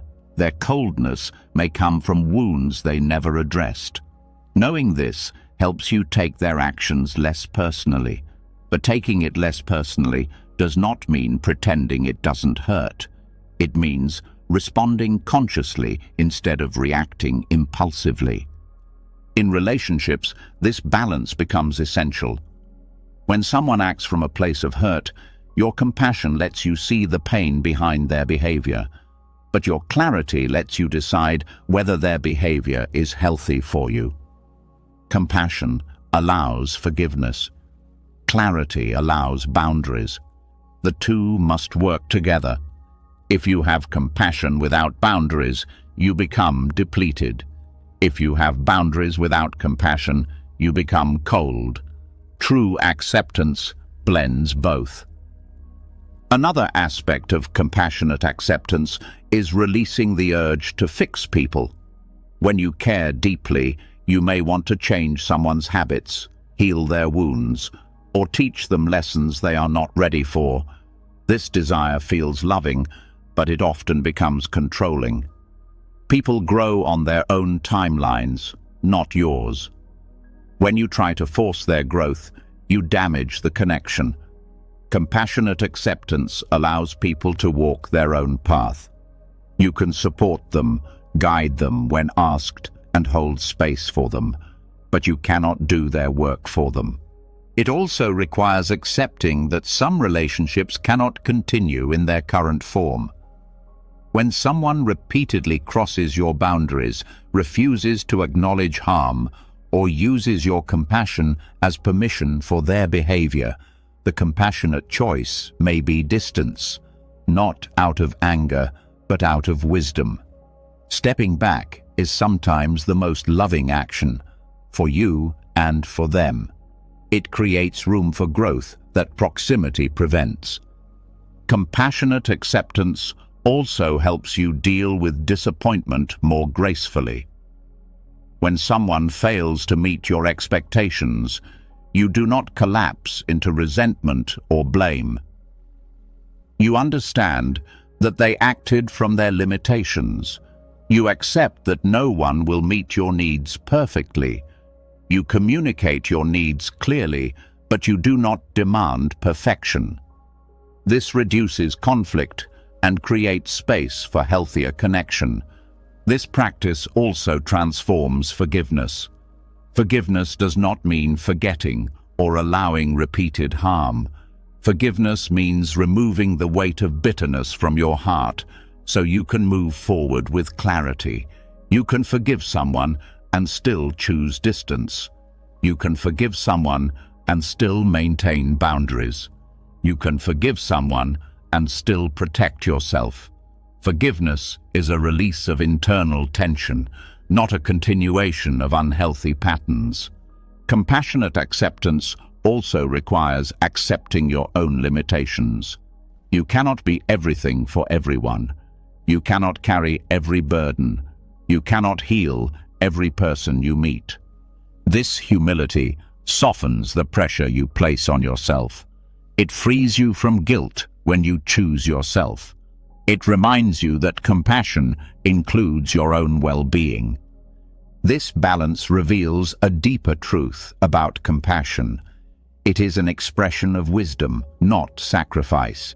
It flows from openness, not obligation. It arises naturally when the heart is clear, not when it is tangled in guilt or fear. Compassion becomes steady when it is rooted in boundaries. It becomes powerful when it is paired with self-respect. It becomes healing when it comes from presence, not control. When you practice compassionate acceptance, you begin relating to others in a way that feels aligned with both kindness and truth. You stop expecting perfection from them. You stop expecting perfection from yourself. You learn to meet people with softness while protecting your own center. You care deeply, but you no longer lose yourself in the process. This middle path becomes one of the greatest freedoms you can experience. You no longer shut down to avoid pain. You no longer overextend to gain approval. You no longer confuse compassion with self-erasure. You walk through life with an open heart and steady feet, offering kindness without sacrificing your peace. As you learn to hold compassion without losing yourself, something else becomes noticeable. Beneath many struggles, emotional, relational, and internal, there is a quiet fear most people carry but rarely name. It hides behind perfectionism, defensiveness, overachievement, hesitation, and even kindness that sacrifices too much. It is the fear of failing. Not just the fear of making mistakes, but the fear of what those mistakes might say about who you are. And now that you're becoming more honest with yourself, this fear rises into view. This is the next doorway. There is a freedom that appears only when you stop treating failure as a threat to your identity. Most people react to mistakes as if they define their worth. One small misstep becomes a reflection of inadequacy. One setback becomes a story of not being good enough. One rejection becomes a judgment on the entire self. This internal collapse happens because the ego attaches identity to achievement. It believes your value lives inside success. When success wavers, the ego feels weak. When failure appears, the ego feels attacked. But there is a different path, one that allows failure without losing yourself. Acceptance gives you permission to lose, and that permission expands your life instead of shrinking it. When failure is no longer tied to identity, it becomes information rather than condemnation. It becomes feedback instead of shame. It becomes movement instead of paralysis. This is where real growth begins. The fear of failure often forms early in life. Many people grew up receiving love, approval, or attention only when they performed well. Mistakes were punished, criticized, or ridiculed. Over time, the mind learned to associate failure with rejection. The child who once feared losing love becomes the adult who fears losing worth. Without realizing it, they build their identity on doing things right. And anything short of perfect feels dangerous. But perfection is impossible, and a life built on the illusion of perfection is a life filled with anxiety. When you accept that failure is unavoidable, you remove the pressure that has been crushing you for years. You stop expecting yourself to perform flawlessly. You stop panicking when things go wrong. You stop believing mistakes mean something is wrong with you. Acceptance becomes the doorway through which you reclaim your natural courage. When you stop tying your value to performance, you unlock resilience. Resilience is not the ability to avoid failure, it is the ability to remain whole in the face of it. When failure does not break your identity, you bounce back faster, you learn more quickly, you try again without fear. The less you fear failure, the more creative and confident you become. The world becomes bigger because your fear no longer forces you to stay small. This shift also transforms how you pursue goals. When you fear failure, you hesitate, overthink, procrastinate, or avoid taking risks. You stay within familiar boundaries because the unknown feels too threatening. But when you accept that mistakes are allowed, you move with more freedom. You take steps forward without needing guarantees. You trust yourself even when you don't know the outcome. Acceptance removes the invisible cage that held you back. The permission to lose also changes your relationship with success. When success is no longer tied to your worth, you can enjoy it without fear. You don't cling to it. You don't panic about losing it. Success becomes a moment to appreciate rather than a lifeline you must protect at all costs. This creates a healthier relationship with achievement, one based on joy rather than survival. Another important aspect of accepting failure is learning to separate action from identity. When you say, "I failed," the ego feels attacked. When you say, "That didn't work," you remain whole. That simple shift protects your self-worth. Actions are temporary. They can be adjusted, improved, or changed. Your worth is not temporary. It is not something that appears only when you succeed. It is something you carry simply by existing. This shift also helps you handle criticism. When your identity is tied to performance, criticism feels like a threat. You react defensively, shut down, or attack back. But when failure no longer defines you, criticism becomes easier to hear. You can listen without collapsing. You can take what is useful and leave what is not. You remain stable because someone else's opinion does not change who you are. The permission to lose also strengthens relationships. When you are no longer afraid of being wrong, you become easier to talk to. You can apologize without humiliation. You can admit mistakes without spiraling. You can express vulnerability without fear of judgment. Relationships deepen when ego defenses soften. People feel safer around you because you are not trying to appear perfect. Accepting failure also helps you drop the unrealistic expectations you place on yourself. You stop measuring your progress against impossible standards. You stop comparing yourself to others. You stop believing you should be further along by now.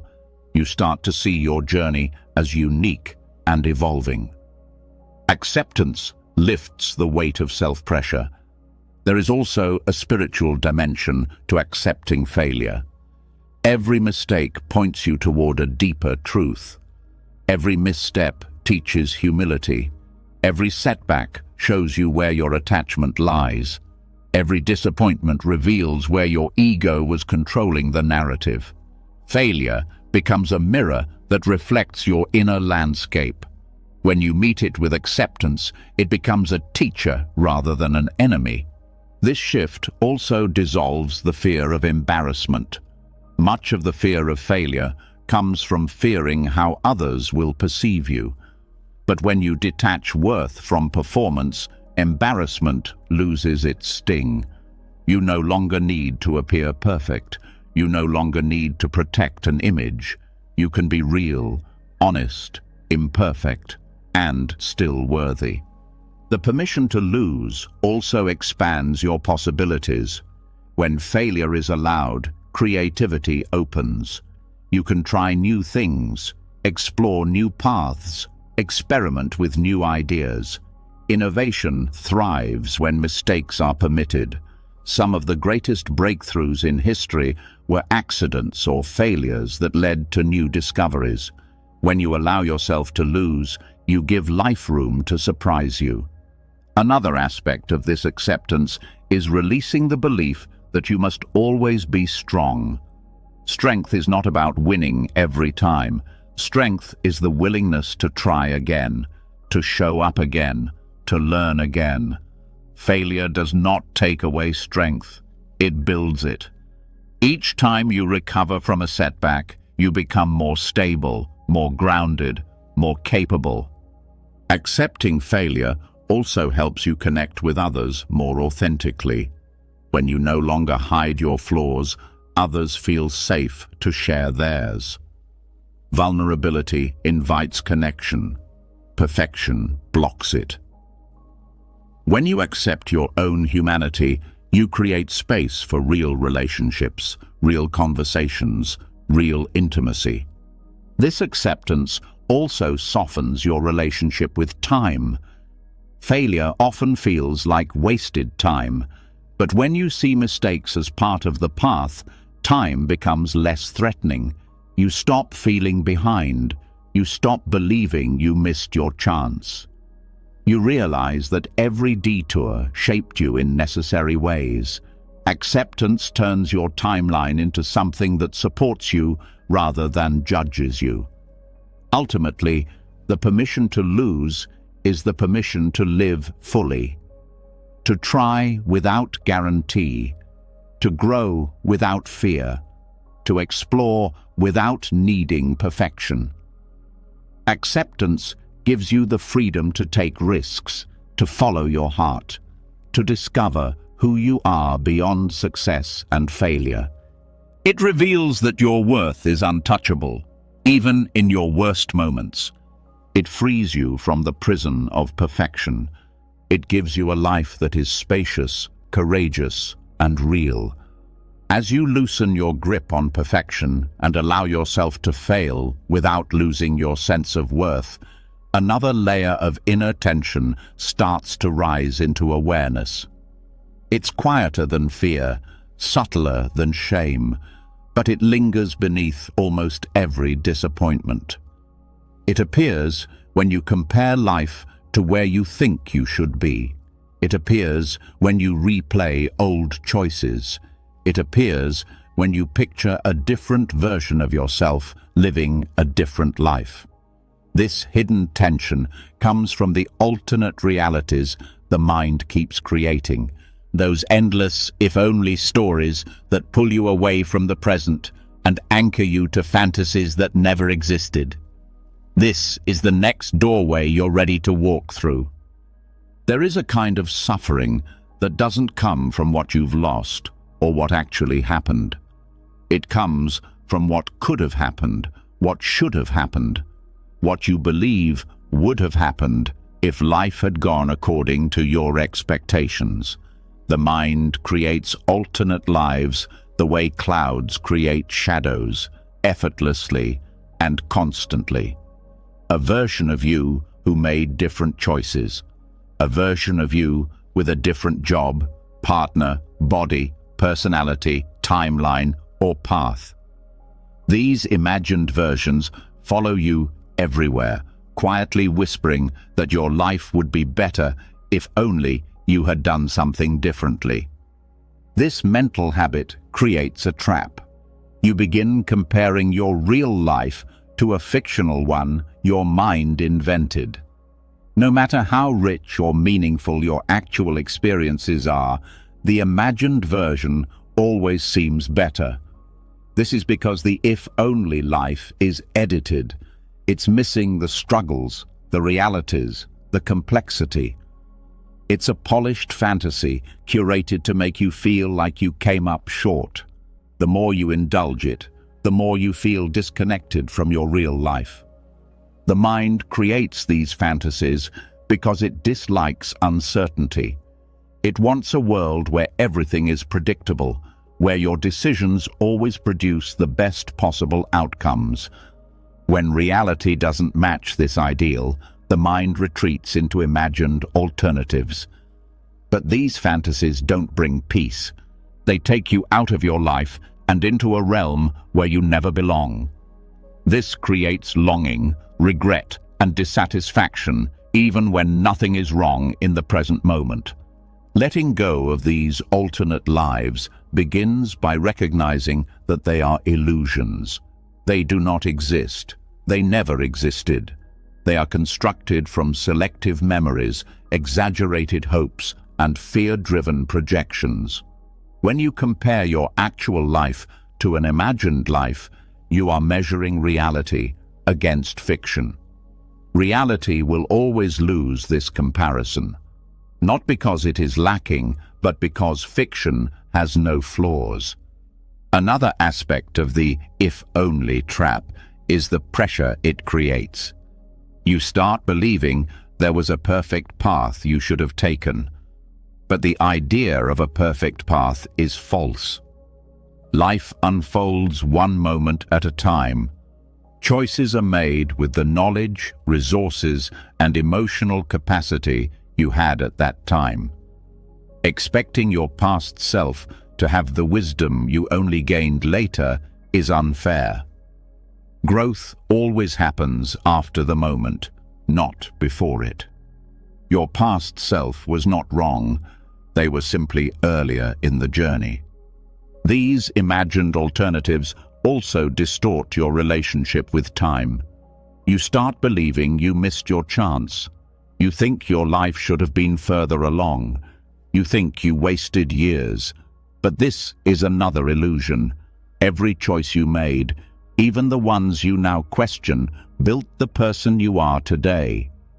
Every experience added to your understanding. Every detour contributed to your strength.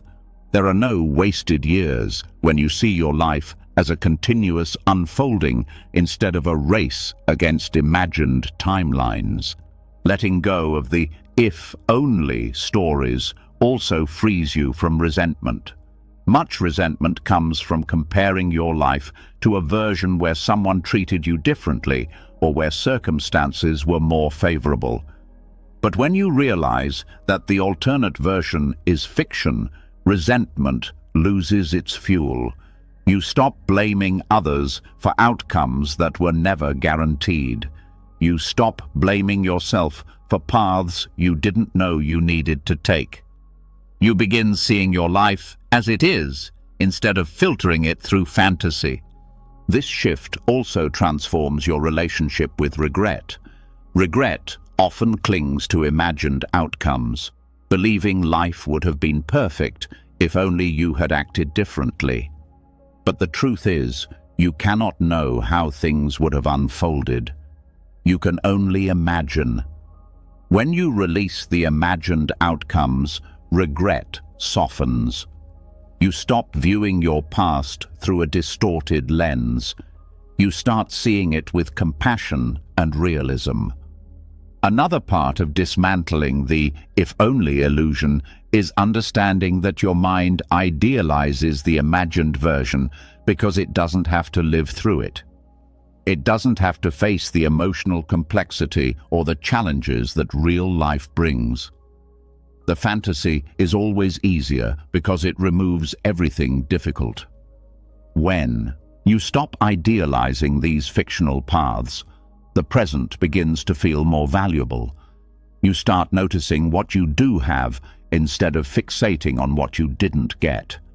This clarity also changes your sense of identity. When you stop defining yourself by who you could have been, you begin connecting with who you are. You stop focusing on the paths you didn't take and start embracing the path you are on. This creates coherence. Your energy stops scattering across imaginary timelines. It returns to your real life, where it can actually create change. Letting go of if-only thinking opens your mind to possibility. When you release the past, you make room for new choices, new opportunities, new directions. The future stops being a continuation of regret and becomes an open field again. Acceptance allows creativity to reappear. It gives you the freedom to shape what comes next, instead of remaining chained to what might have been. There is also a profound emotional relief in releasing these imagined lives. You stop carrying the weight of comparison. You stop feeling like you are behind. You stop longing for something that never existed. You start meeting your present moment with more love, more trust, more gratitude. That doesn't mean everything becomes perfect. It means the pressure lifts. You can breathe again. This practice also strengthens presence. When you stop drifting into imaginary timelines, you return to the one place you can actually live, this moment. Presence becomes easier when the mind is not chasing ghosts of possibility. The more present you become, the more peace you feel. Letting go of if only is not about lowering your standards or giving up on dreams. It is about releasing illusions that steal your peace. It is about seeing reality clearly instead of through the lens of fantasy. It is about trusting that your life is unfolding in ways that support your growth, even when the path seems imperfect. By releasing the alternate lives in your mind, you regain the fullness of the life you're living now. And once you reclaim that fullness, the next steps of your journey become rooted not in comparison or regret, but in clarity and freedom. As you release the alternate versions of your life and return to the one you are actually living, another layer of truth becomes unmistakably clear. So much of the pain you've carried didn't come from what happened. It came from when it happened, or when it didn't happen. Beneath your regrets, beneath your disappointments, beneath your hopes, there has always been a silent expectation that life should unfold on your timeline, that things should arrive when you believe you're ready, that certain milestones should already be behind you, and when they aren't, suffering appears. This is where the next shift begins. There is a hidden pressure that shapes people from childhood, an invisible schedule the mind uses to decide whether life is on track. It tells you when success should appear, when love should arrive, when healing should be complete, when clarity should come, when goals should be met. When life doesn't follow this schedule, the mind interprets it as failure. But this schedule is not universal. It is a creation of the ego, built from comparison, culture, fear, and imagined expectations. The universe does not follow it. Much suffering comes from clinging to this artificial timeline. You feel behind when you are not. You feel delayed when you are actually growing. You feel lost when you are simply in a phase that requires patience. The belief that life must follow your internal clock keeps you from seeing the truth. Life has always been moving at its own pace, one far wiser than the mind's expectations.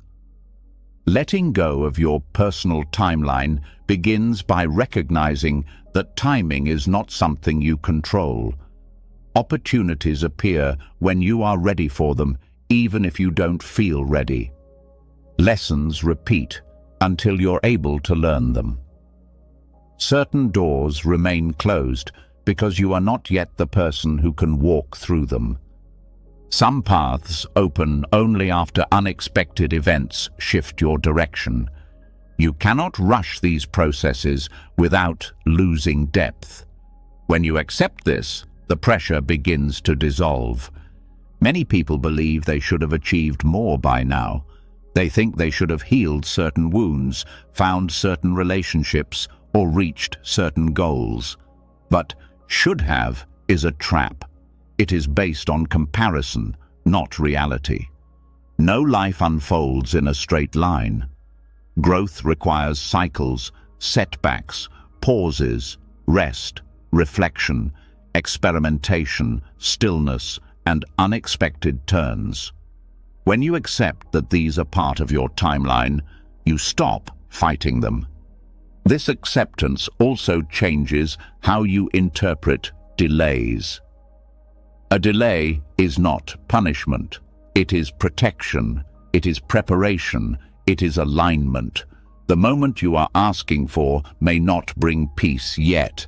The opportunity you want may require skills you haven't developed. The relationship you desire may require a version of you that still needs to emerge. Life is not withholding. It is organizing.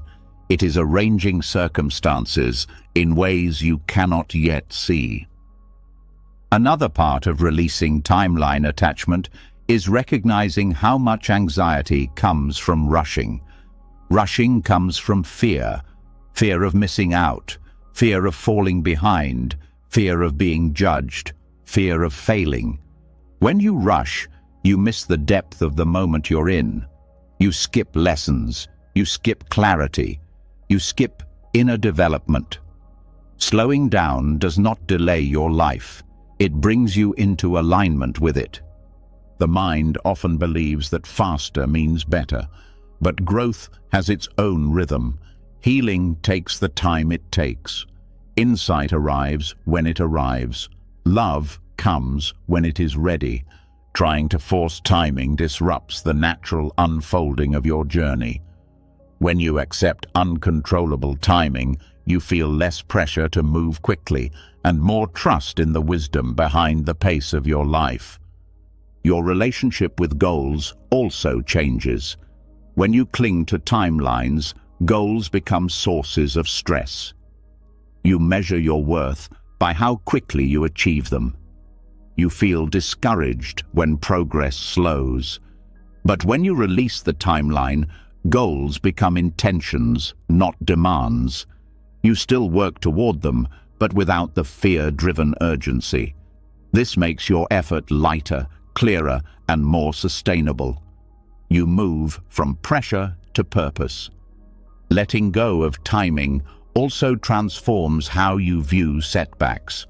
When something doesn't work out when you hoped it would, your mind assumes something went wrong, but often something went right. A setback may redirect you to a better path. A loss may clear space for what truly aligns with you. A pause may prevent you from rushing into a situation that would have harmed you. When you stop judging timing, you begin to see how every delay had meaning. This acceptance changes your relationship with patience. Patience stops feeling like waiting. It becomes trust. It becomes peace. It becomes partnership with the universe instead of resistance to it. You start to understand that the right things do not need to be forced. They arrive with a sense of natural unfolding. They meet you at the moment you can receive them fully. Releasing your timeline also quiets comparison. Every person's life unfolds according to their unique lessons, their unique karma, their unique path. Comparing your timing to someone else's is like comparing sunrise in one part of the world to sunset in another. They are not meant to match. When you stop comparing timelines, your self-esteem rises. You feel grounded in your own path instead of judging it by external standards. Another important part of letting go of timing is recognizing that your worth does not depend on the speed of your progress. Slow growth is not failure. Delayed progress is not incompetence. Unfinished healing is not weakness. Your journey is not a race. It is a process, a deep one, a meaningful one, a sacred one. When you stop punishing yourself for not being there yet, peace begins to take root inside you. This surrender also brings new clarity about desire. Not everything you want is meant for you at the moment you want it. Some desires arise from fear, some from comparison, some from old wounds. When timing does not align, it is not rejection. It is refinement. It is life shaping your desires into something truer, deeper, more aligned with your evolution. Letting go of timing attachment also strengthens your intuition. When you stop rushing into the future, you become more attuned to the present. Your inner voice becomes clearer. You sense the next step instead of forcing one. Decisions become less stressful because they come from alignment, not panic. There is also freedom in realizing that you cannot fall behind.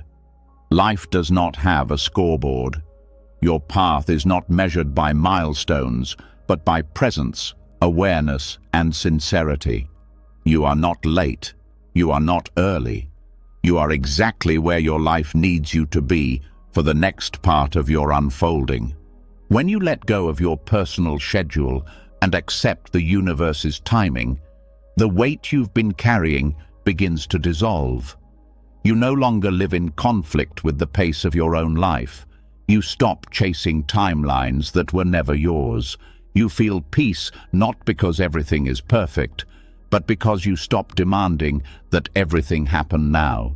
This acceptance changes how you move through the world.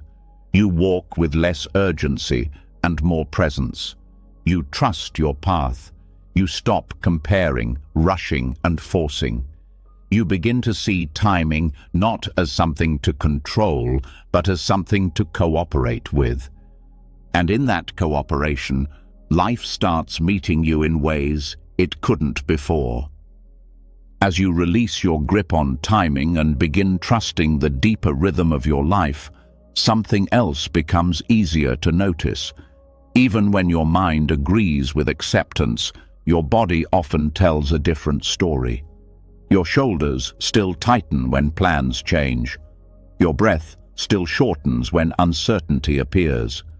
Your stomach still knots when emotions rise. Your jaw still clamps when you try to stay composed. The body holds on to control long after the mind begins to let go.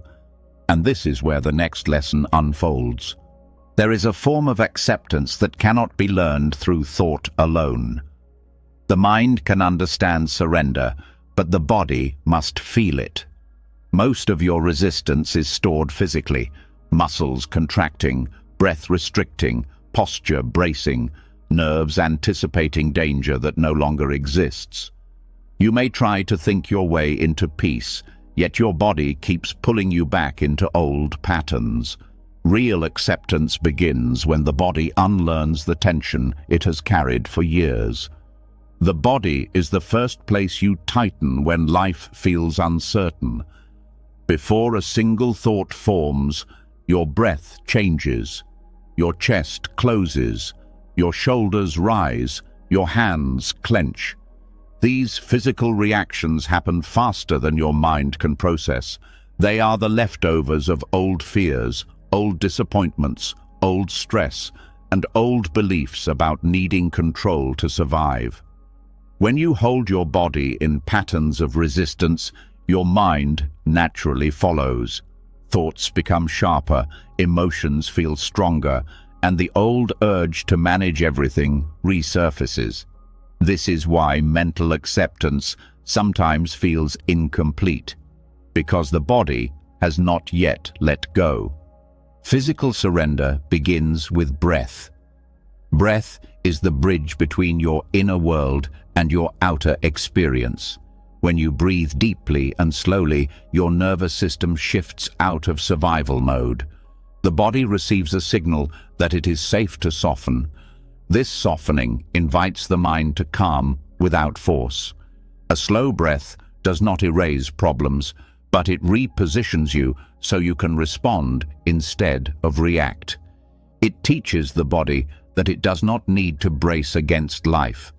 Breath becomes the doorway through which acceptance enters the body. Posture is another silent messenger. When your posture collapses inward, your body interprets the world as threatening. When your posture becomes rigid, your body prepares for conflict. Acceptance through the body means learning to stand or sit in a way that supports openness, not rigid, not slumped, but grounded. A grounded posture sends a powerful message to the mind. I can meet this moment without shrinking or fighting. This steady alignment creates emotional stability. It helps you stay present even when the situation is challenging. Somatic release goes even deeper. The body stores unresolved emotions in the form of tension, tight shoulders from years of trying to hold everything together, a heavy chest from unexpressed sadness, a tight belly from chronic fear, a locked jaw from unspoken frustration. These tensions are not random. They are the physical imprint of moments you tried to control but couldn't, moments where surrender felt unsafe. When you gently release these tensions, you allow the stored emotions to move through you. This release is not dramatic. It happens slowly, through softening, through breath, through attention. As the body unwinds, the mind begins to trust that letting go is not dangerous. Physical acceptance also shows up in how you handle discomfort. Many people tense up the moment they feel emotional pain. This reflex comes from a belief that tightening protects you, but tightening actually traps the emotion, keeping it stuck. When you allow the body to soften in the presence of discomfort, the emotion flows through naturally. The body becomes a safe container instead of a battlefield. This shift teaches your mind that emotions are not threats. They are experiences that pass when given permission to move. Another part of acceptance through the body is recognizing physical habits of control. Some people hold their breath during stress. Some clench their hands. Some tense their legs. Some contract the stomach. These habits reinforce anxiety. When you become aware of them, you can intervene gently. The moment you soften the pattern, your internal state changes. Your breath opens. Your mind slows. Your nervous system relaxes. This is not psychological, it is biological. The body leads and the mind follows. Touch also plays a role in physical acceptance. Placing a hand on your chest or stomach, holding your own arms, or resting your palms on your legs can create grounding. This contact signals safety to your nervous system. It reminds your body that you are present, aware, and capable of holding your own experience. Many people never learned to soothe themselves physically. Developing this ability transforms your emotional world. When the body feels supported, the urge to control everything weakens. Movement is another doorway. Walking mindfully, stretching gently, or moving slowly with awareness helps release stored tension. Movement that is intentional reprograms your relationship with your body. It teaches you to inhabit your physical self instead of abandoning it when emotions rise. When you move with presence, you reclaim parts of yourself that were numbed or ignored. This embodiment strengthens acceptance because it connects you to your lived experience. The body also teaches patience. You cannot force the body to relax. You can only allow relaxation. This mirrors the reality of acceptance. You cannot force surrender, you can only lean into it. Watching your body gradually soften reminds you that letting go is a process, not a command. The body teaches you to honor the pace of your own healing. It shows you where resistance still lives and where trust has begun to grow. Acceptance through the body also changes how you relate to stress. Stress becomes something you can feel without collapsing into worry. You sense the tension rise, you breathe, you soften, and you let it move through. Instead of spiraling into mental panic, you allow the body to guide you into calm. This builds resilience. You realize you can handle discomfort without controlling your environment. Over time, your body becomes a partner instead of a prisoner. You stop using it as a storage unit for suppressed emotions. You stop punishing it with tension. You stop ignoring its signals.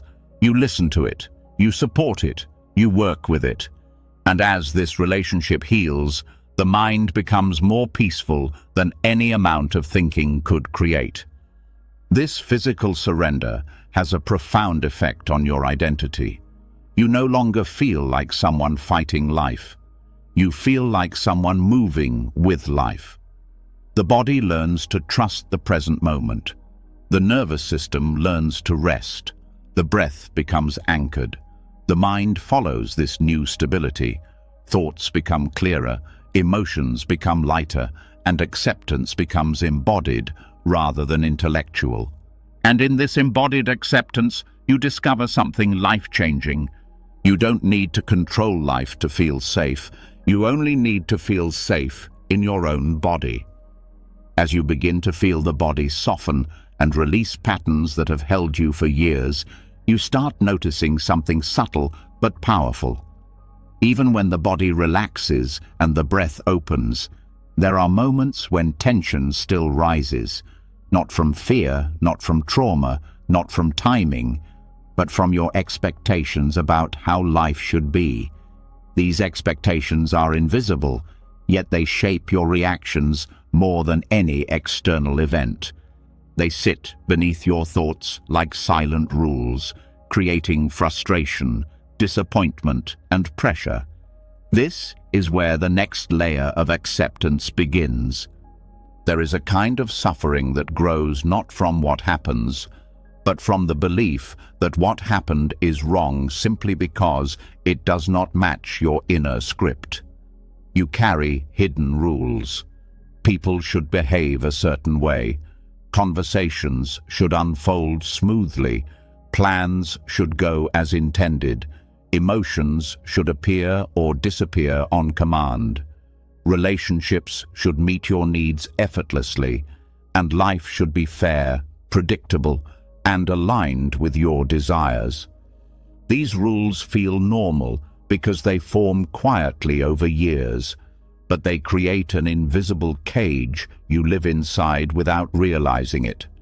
Expectations turn neutral moments into painful ones. A person arrives late and irritation rises because they should be on time. A friend forgets something important and hurt appears because they should have remembered. Someone speaks sharply and you feel offended because they should talk more kindly.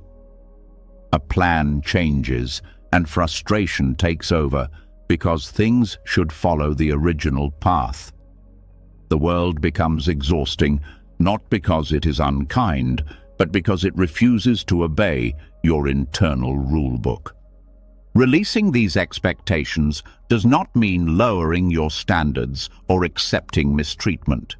It means seeing the difference between what is reasonable to request and what is unrealistic to demand. A request is flexible. A demand is rigid. Requests allow room for human nature. Demands collapse under the weight of reality. When you release the shoulds and replace them with preferences, your emotional world becomes lighter. You can still want things to go a certain way, but you stop believing they must. These hidden rules often come from fear and past pain. If you grew up in chaos, you may expect life to be ordered to feel safe. If you grew up feeling unseen, you may expect others to understand your needs without being told. If you grew up judged, you may expect perfection from yourself to avoid criticism. These expectations are attempts to control outcomes, but they trap you inside patterns that hurt more than they help. One powerful step in releasing expectations is recognizing how often they create tension in your relationships. You expect others to read your mind, to feel what you feel, to prioritize what you prioritize, to apologize the way you want, to show love the way you prefer, to respond with the exact emotional timing you need. When they don't, your hidden rules turn into disappointment. But people cannot live inside rules they never agreed to.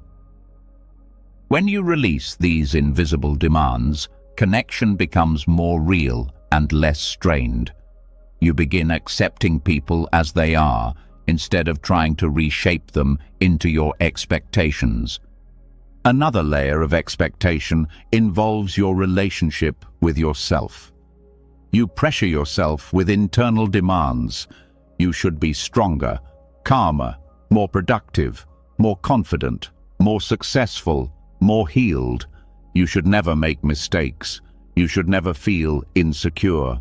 These internal shoulds create constant pressure. When you fail to meet them, as everyone eventually does, you attack yourself. But your worth does not grow from meeting unrealistic expectations. Your worth is already present. Releasing harsh self-demands is a form of emotional freedom. Expectations also shape your reaction to the world. You expect life to be predictable, smooth, and fair. When difficulties arise, your expectations make the situation feel worse. The mind says, "This shouldn't be happening." But suffering comes from resisting reality, not from the event itself. Life has never followed a strict script. When you stop demanding that it should, your ability to adapt grows. You face challenges with clarity instead of resistance. Another area affected by expectations is emotional expression. You might expect yourself to feel good all the time, or to move through emotions quickly, but emotions follow their own rhythm. They cannot be controlled through expectations. When you allow yourself to feel without judgment, acceptance replaces self-criticism. The body relaxes, the mind softens. Healing becomes more natural. Releasing expectations also means letting go of entitlement, not in a moral sense, but in an emotional sense. The belief that life owes you ease, that people owe you understanding, that circumstances owe you comfort, creates disappointment. Life owes nothing, yet it gives endlessly. People owe nothing, yet they offer when they can.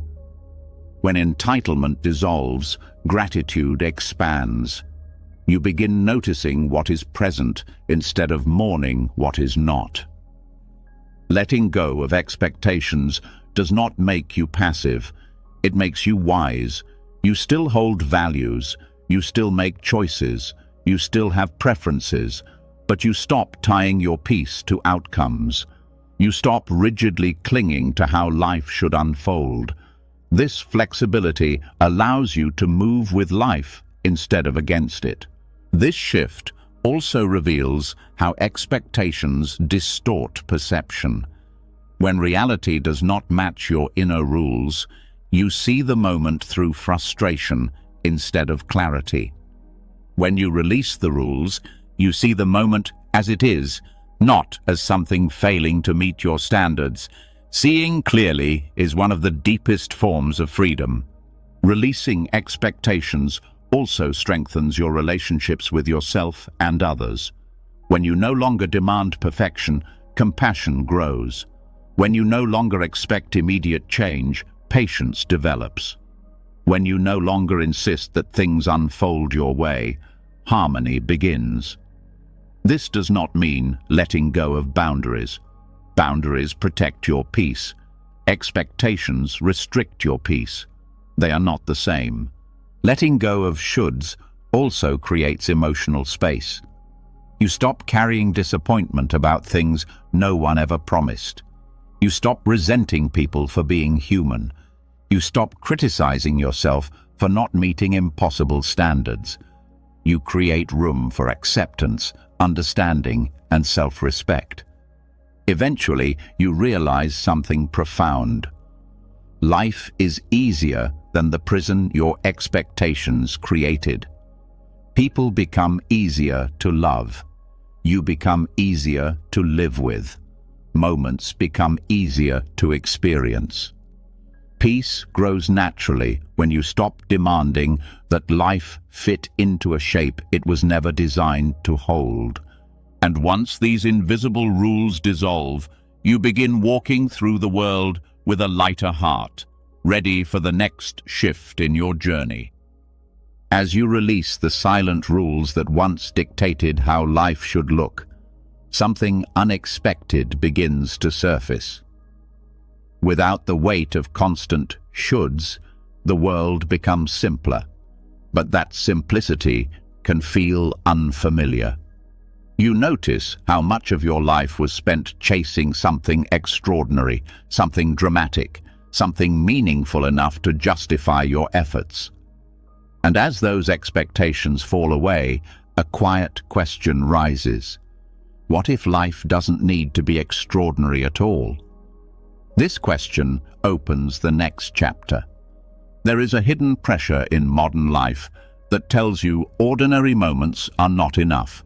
You're taught to seek significance, to build stories worth telling, to create a life that looks impressive from the outside.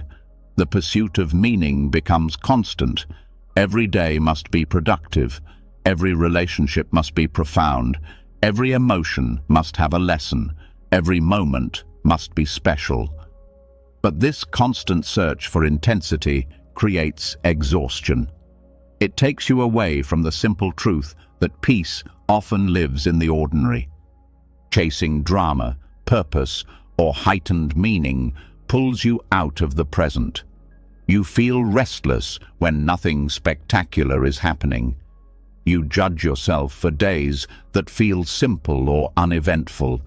You begin to believe you're missing out or falling behind if your life doesn't resemble the exciting fantasies you see in stories, films, or other people's highlights.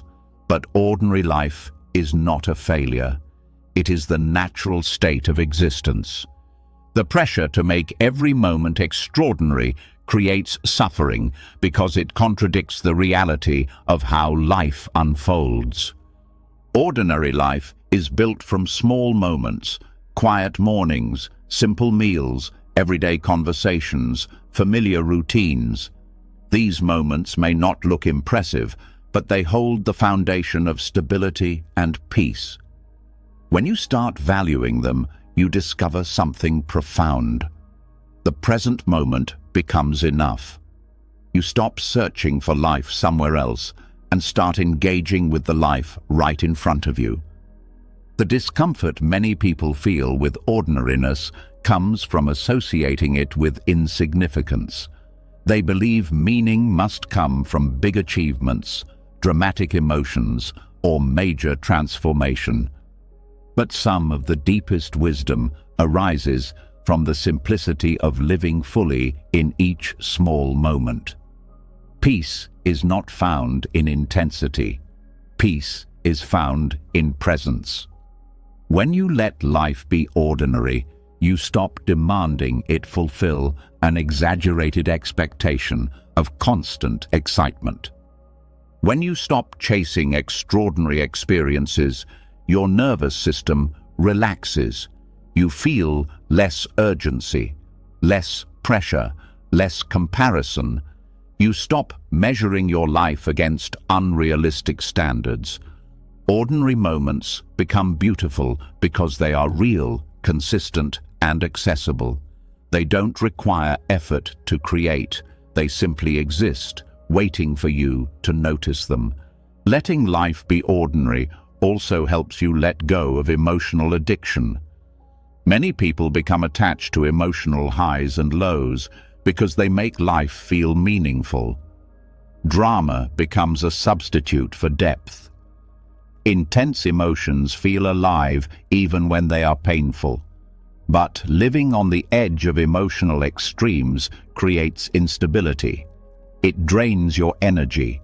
It disrupts your peace. Ordinary emotional states, a calm day, a steady mood, a simple joy, offer a more grounded kind of meaning.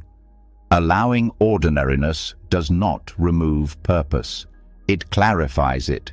Instead of searching for meaning in grand gestures, you find meaning in consistency, kindness, small improvements, quiet acts of love, and the steady growth of your inner world. Meaning becomes woven into daily living instead of being chased as a separate goal. Another benefit of embracing the ordinary is the shift in how you view your progress. When you expect dramatic breakthroughs, slow growth feels disappointing. But real growth is gradual. It happens in small shifts, subtle realizations, and everyday choices. When you stop looking for sudden transformation, you start recognizing the progress you've already made. You appreciate the patience it takes to evolve. Ordinary living also deepens connection. When you are not trying to turn every interaction into something significant, Relationships feel more natural. You enjoy simple conversations without overanalyzing. You appreciate someone's presence without needing perfect alignment. You stop expecting people to give your life meaning and start enjoying them for who they are.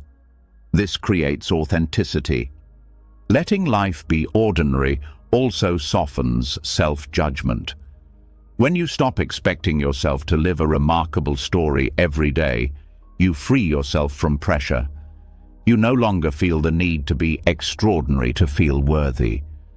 You allow yourself to rest, breathe, and be human. This acceptance creates emotional space. It strengthens self-respect. Even productivity becomes healthier. When every day doesn't need to be groundbreaking, you stop pushing yourself into burnout. You work steadily instead of desperately. You measure success by consistency rather than intensity. This shift creates long-term stability instead of short bursts of effort that leave you drained. Ordinary moments also teach presence. When you're not looking for the next big thing, you start seeing the details: warm light on a wall, the sound of someone laughing, the feeling of the breeze, the comfort of familiar routines. These small things were always there, but chasing meaning made them invisible.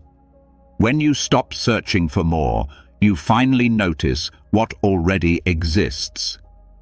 Letting life be ordinary also heals the part of you that felt empty when life felt predictable. That emptiness was not caused by ordinariness. It was caused by resisting it. Once you accept the rhythm of everyday life, you discover that predictability brings peace, stability brings safety, familiarity brings warmth.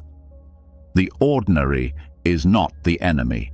It is the foundation on which everything meaningful is built. This acceptance also helps you release comparison. When you're no longer chasing a dramatic life, you stop comparing your journey to others. You realize that everyone is living a life filled with small moments, no matter how glamorous it appears from the outside. Comparison loses its power when you value your own daily experience. Embracing the ordinary is not about lowering your expectations. It is about freeing yourself from unrealistic ones. It is about understanding that life is not meant to be a constant highlight reel. It is about recognizing that peace comes not from constant stimulation, but from being rooted where you are. When you allow life to be ordinary, something extraordinary happens. You become grounded.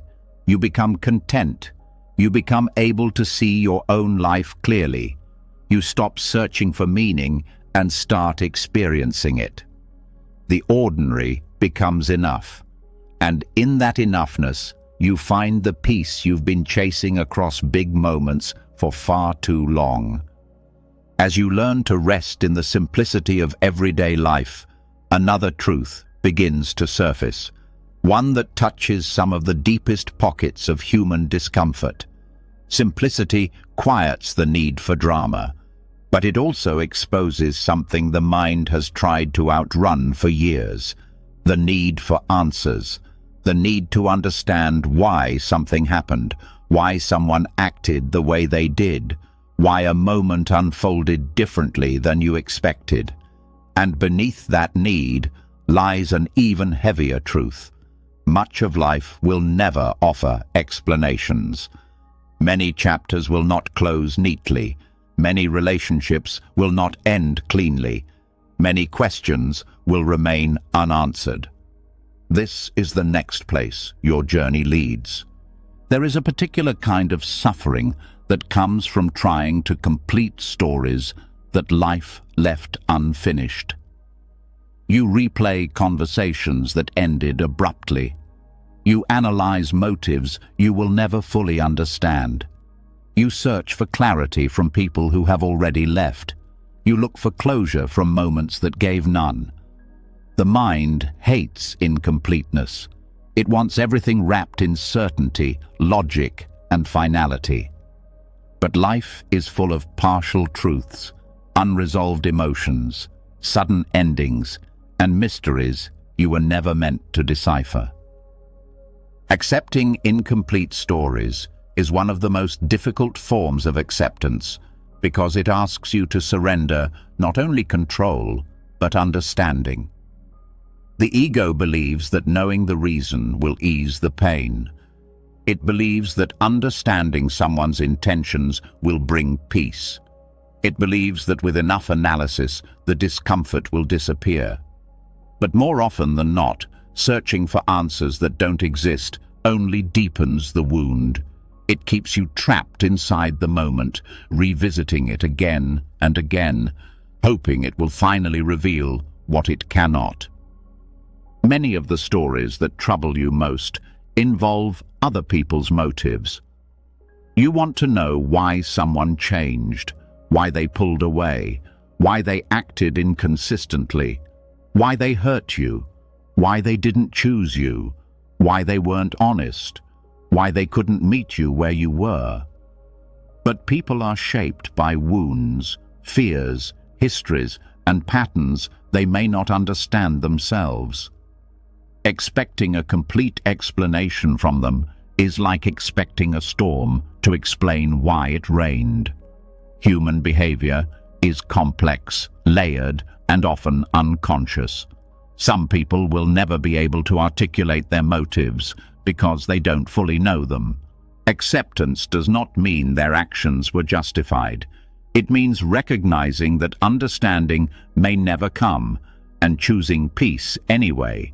It means releasing the expectation that someone else must give you closure. It means giving yourself permission to move forward without every piece of the story filled in. Another layer of incomplete stories involves your own past. There are choices you made without full clarity. There are moments you regret but cannot rewrite. There are paths you walked without knowing where they would lead. The mind tries to make sense of these decisions by creating narratives, some harsh, some dramatic, some filled with self-blame. But the truth is, you will never fully understand your past self from the perspective of who you are now. You were different then, less aware, less experienced, more afraid, more hopeful. Expecting perfect logic from your past self ignores the reality that growth happens through imperfection, not foresight. When you accept that certain questions about your past will remain unanswered, you release yourself from the burden of endlessly examining what cannot be changed. You begin to trust the person you were, even if you don't fully understand every action you took. You see your past with compassion instead of analysis. Incomplete stories also exist in the form of sudden endings, friendships that faded, opportunities that disappeared, relationships that dissolved without clarity, chapters that closed without warning. The mind often interprets these unfinished endings as personal failures, but sometimes endings occur because the story reached its natural point of departure. People grow in different directions, opportunities shift, circumstances evolve. Some endings happen not because something went wrong, but because the story had served its purpose. Accepting this truth allows you to stop searching for explanations that were never yours to find.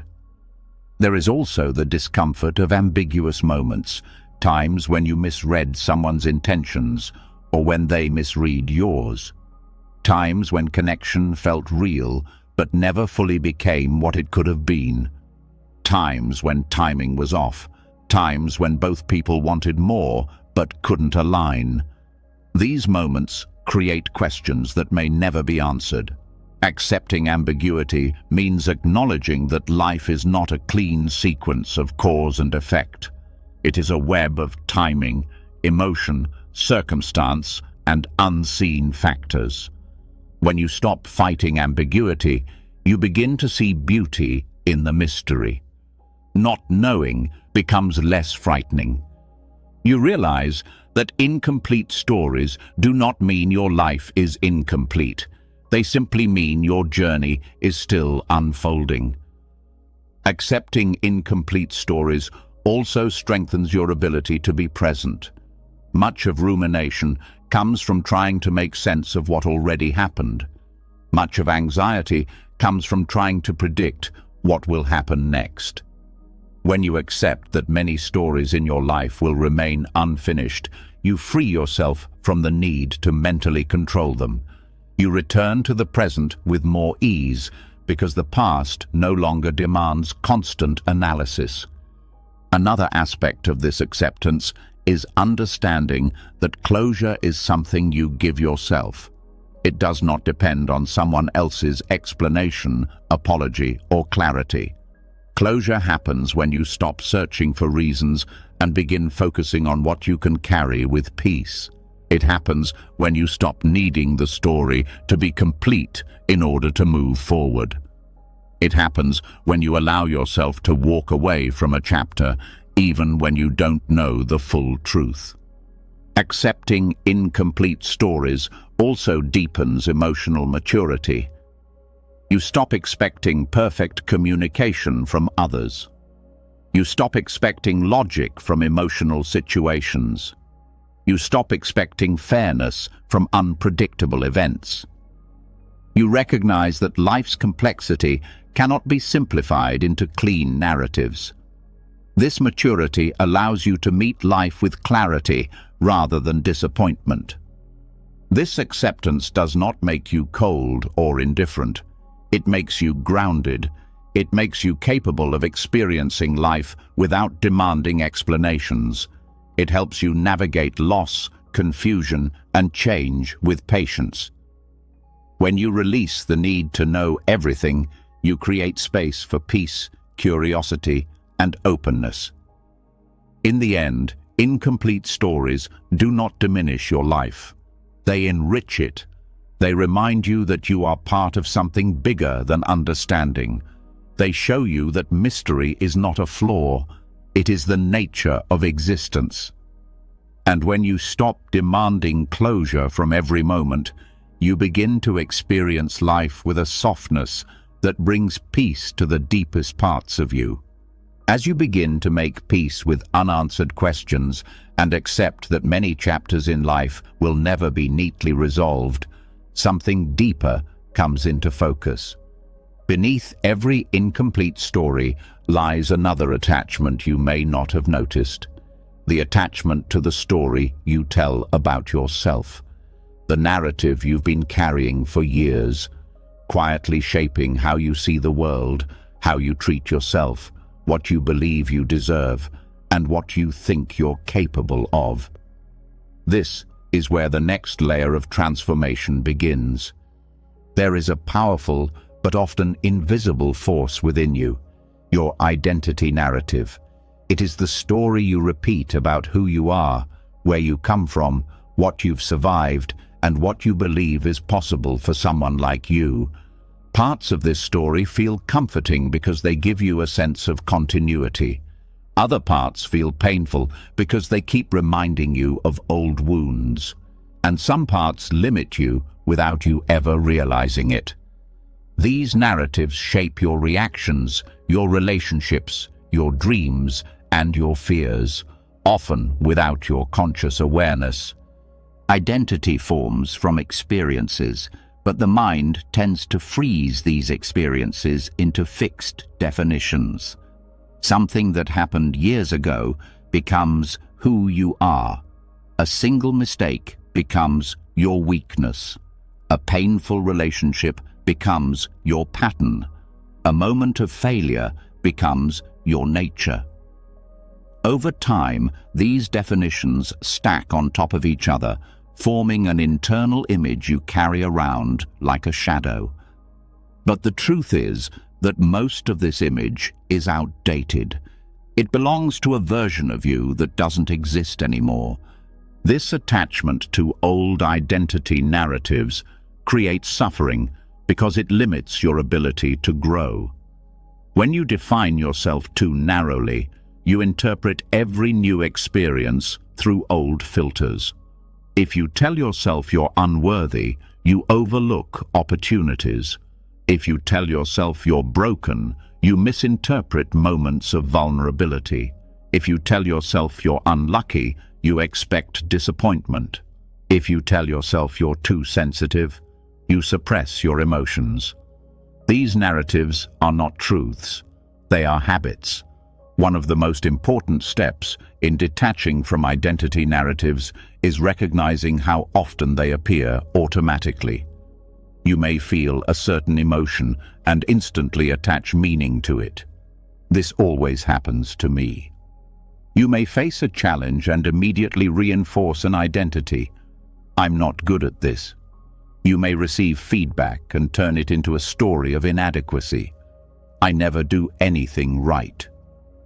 These reflexive thoughts are old scripts running without your permission. When you notice these narratives, you begin to see how deeply they influence your self-concept. The moment you create space between the story and the present moment, the story loses its authority. You start to realize that you are not your patterns. You are not your mistakes. You are not the wounds you inherited or the ones you created. You are the awareness noticing these things. Detaching from identity does not mean erasing your past. It means seeing that your past does not define your future. Your experiences shaped you, but they do not own you. They taught you lessons, but they do not limit you. They affected you, but they do not imprison you. Another key part of loosening identity narratives is understanding that the self is constantly changing. Every experience shifts you. Every conversation influences you. Every insight expands you. Every act of acceptance transforms you. The person you were even 1 year ago is not the person you are now. Yet the mind clings to its old story because familiarity feels safer than possibility. The fear of shedding old identity often comes from uncertainty. If you are not who you thought you were, then who are you? The mind fears this question because it threatens its sense of structure. But this fear is actually a doorway. When you no longer cling to fixed definitions, you begin to experience yourself more fluidly. You allow growth. You allow change. You allow the unknown spaces within you to reveal themselves. This freedom shows up in surprising ways. You stop taking your reactions as proof of who you are. You see them as temporary weather, not permanent traits. You stop treating your past as destiny. You see it as a chapter, not a sentence. You stop believing your flaws define your identity. You see them as areas of growth, not evidence of failure. Detaching from identity narratives also changes how you relate to others. When you stop clinging to your story, you stop needing others to validate it. You no longer require them to see you a certain way. You no longer defend yourself reflexively. You no longer shape your behavior to fit an image. This freedom creates authenticity. You relate to others from presence rather than ego. It also softens conflict. When someone challenges your viewpoint, you no longer interpret it as an attack on your identity. You can listen without defensiveness. You can understand without losing yourself. You can respond without projection. This creates harmony within relationships because you are no longer protecting a fragile self-image. Detaching from identity opens space for growth. When you release the narrative that you are this type of person, you become open to being more. You try things you once avoided. You allow yourself to evolve in unexpected directions. You discover strengths you never believed you had. Identity becomes a flexible expression rather than a rigid prison.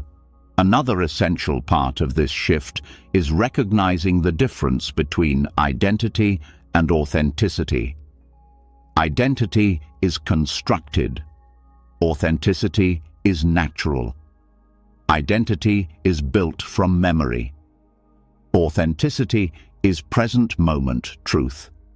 Identity is shaped by fear, approval, and conditioning.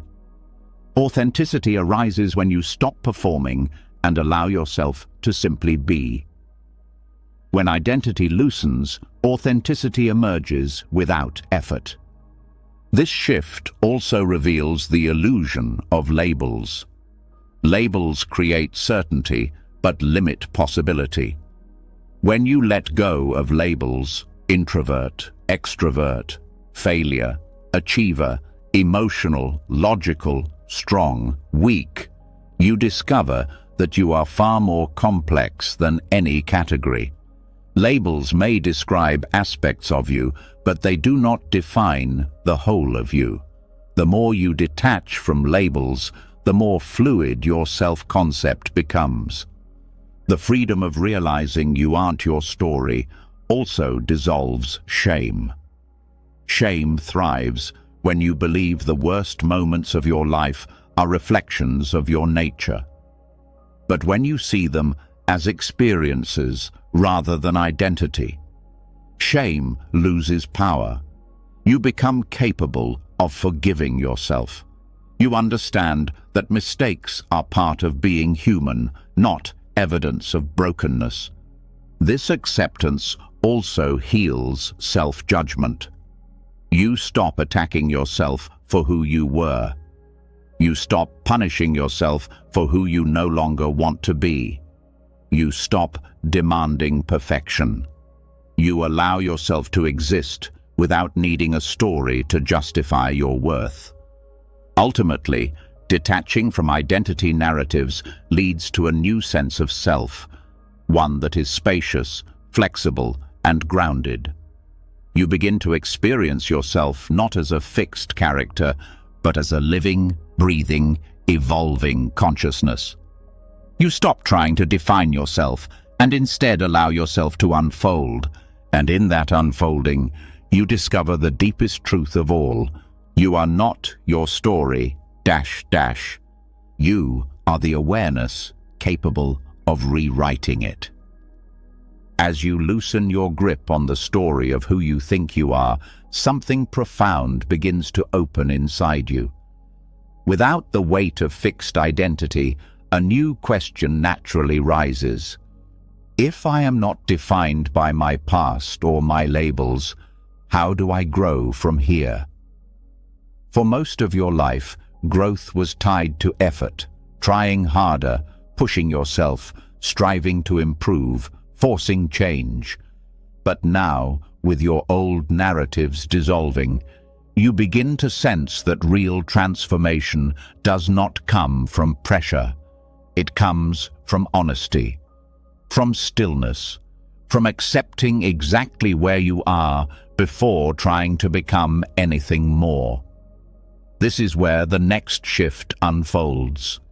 There is a quiet truth hidden at the heart of self-improvement. Growth cannot begin from denial. You cannot evolve while pretending to be further ahead than you are. You cannot transform while resisting your current limitations. You cannot expand while judging yourself for not being already expanded. Real growth begins only when you stop fighting your starting point. Acceptance of where you stand becomes the foundation for everything that follows. Most people misunderstand growth. They believe improvement comes from pushing against themselves, forcing habits, demanding change, punishing flaws, and treating their humanity like a problem to solve. This approach creates exhaustion, not evolution. The harder you push, the tighter the resistance becomes. Force creates tension, and tension locks you into the very patterns you want to escape. Unforced growth is different. It begins with radical self-honesty, the willingness to see yourself clearly without running, hiding, or pretending. It means acknowledging your fears without shame, your weaknesses without self-attack, your patterns without collapse, your wounds without dramatizing them. This kind of honesty is not harsh. It is gentle. It allows you to breathe. It allows you to meet yourself as you are, not as who you think you should be. Accepting your limitations does not keep you stuck. It frees you. When you accept your limits, you stop wasting energy on denial. You stop pretending to be okay when you're not. You stop forcing progress you're not ready for. This acceptance makes space for natural growth because your energy is no longer tied up in self-judgment. Instead, it becomes available for learning, healing, and transformation. Progress becomes smoother when you stop trying to leap forward and instead take the step that's actually available. You may want confidence, but maybe the next step is simply speaking honestly. You may want inner peace, but maybe the next step is noticing when tension rises. You may want discipline, but maybe the next step is creating one small habit instead of designing a perfect routine. Growth becomes sustainable when it matches your capacity rather than your ideals. This acceptance-based approach reflects the Buddhist principle of non-striving. Non-striving does not mean being passive. It means releasing the belief that force creates change. It means trusting that growth unfolds naturally when conditions are right, just as a flower blooms when its soil, sunlight, and water are sufficient. You do not pull the petals open. You cultivate the conditions, and the blooming happens on its own. Your inner world works the same way. When you stop attacking your flaws and begin supporting your well-being, growth becomes organic. Instead of pushing yourself to become someone else, you create a nurturing environment for the person you are to evolve. This shift from force to support transforms your entire relationship with improvement. Unforced growth also requires patience. Growth happens in cycles: expansion, plateau, integration, rest. Many people think plateaus mean failure, but plateaus are essential for absorbing what you've learned. Rest is essential for healing. Integration is essential for long-term change. When you expect constant progress, you fight these natural cycles. When you accept them, your growth becomes steady instead of frantic. There is also a deep humility in unforced growth. Humility allows you to say, "This is where I am. This is what I can do today." Humility removes the ego from the process. It allows you to be a student of your own life. It opens the door to curiosity, which is far more powerful than pressure. Curiosity makes growth enjoyable. It turns self-improvement into exploration instead of self-correction. Another part of this shift is releasing comparison. When you measure your progress against others, you distort your path. Everyone grows at a different pace, shaped by different histories, wounds, opportunities, and lessons. Accepting your own timing allows you to grow without the heaviness of competition or shame. It brings clarity because you stop trying to match someone else's journey and instead focus on your own. Unforced growth also reveals the importance of small changes. Major breakthroughs are rare. The real transformation happens in small choices, choosing honesty over avoidance, presence over distraction, softness over tension, patience over panic. These small shifts accumulate. They create momentum. They change your inner landscape one moment at a time. When you stop demanding massive change, you start noticing how powerful these small steps are. Accepting your limitations also helps you build resilience. When you stop resisting your own capacity, setbacks no longer feel like proof of failure. They become part of the process. You learn from them instead of collapsing into them. You adapt instead of breaking. Resilience grows not from avoiding struggle, but from meeting it without judgment. This approach changes your relationship with effort itself. Instead of pushing yourself until you burn out, you engage effort wisely. You listen to your body. You recognize emotional limits. You rest when needed. Effort becomes purposeful instead of punishing. You take action from a grounded place, not from insecurity. This makes your growth sustainable. Unforced growth also deepens self-compassion. Compassion is not indulgence. It is the recognition that harshness has never created lasting change. Compassion supports growth because it keeps your heart open. It prevents you from quitting when things get hard. It helps you forgive yourself when you fall short. It reminds you that you are worthy even when you struggle. As you integrate this kind of growth, you begin to understand that becoming better is not about chasing an improved version of yourself. It is about removing the obstacles that prevent your natural potential from unfolding. Your inner self is already capable of growth, insight, and transformation. Acceptance clears the way.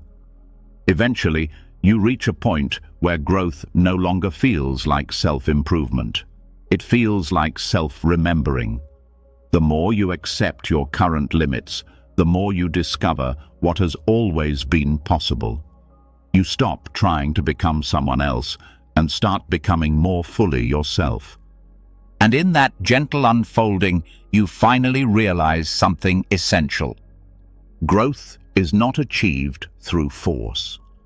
It is revealed through acceptance. As you begin to grow without force and embrace your own limits with honesty and compassion, another truth starts rising into view, one that challenges some of the deepest assumptions you've carried about relationships.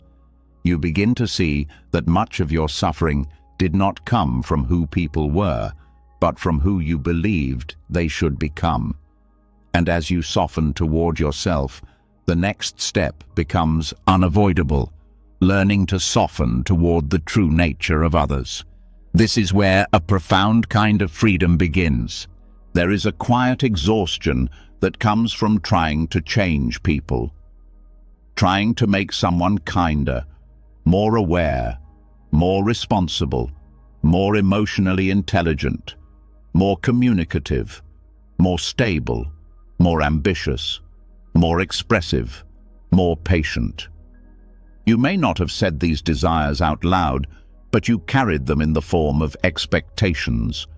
You believed that with enough effort, guidance, or love, people would eventually become who you needed them to be. But human personality is not clay you can shape.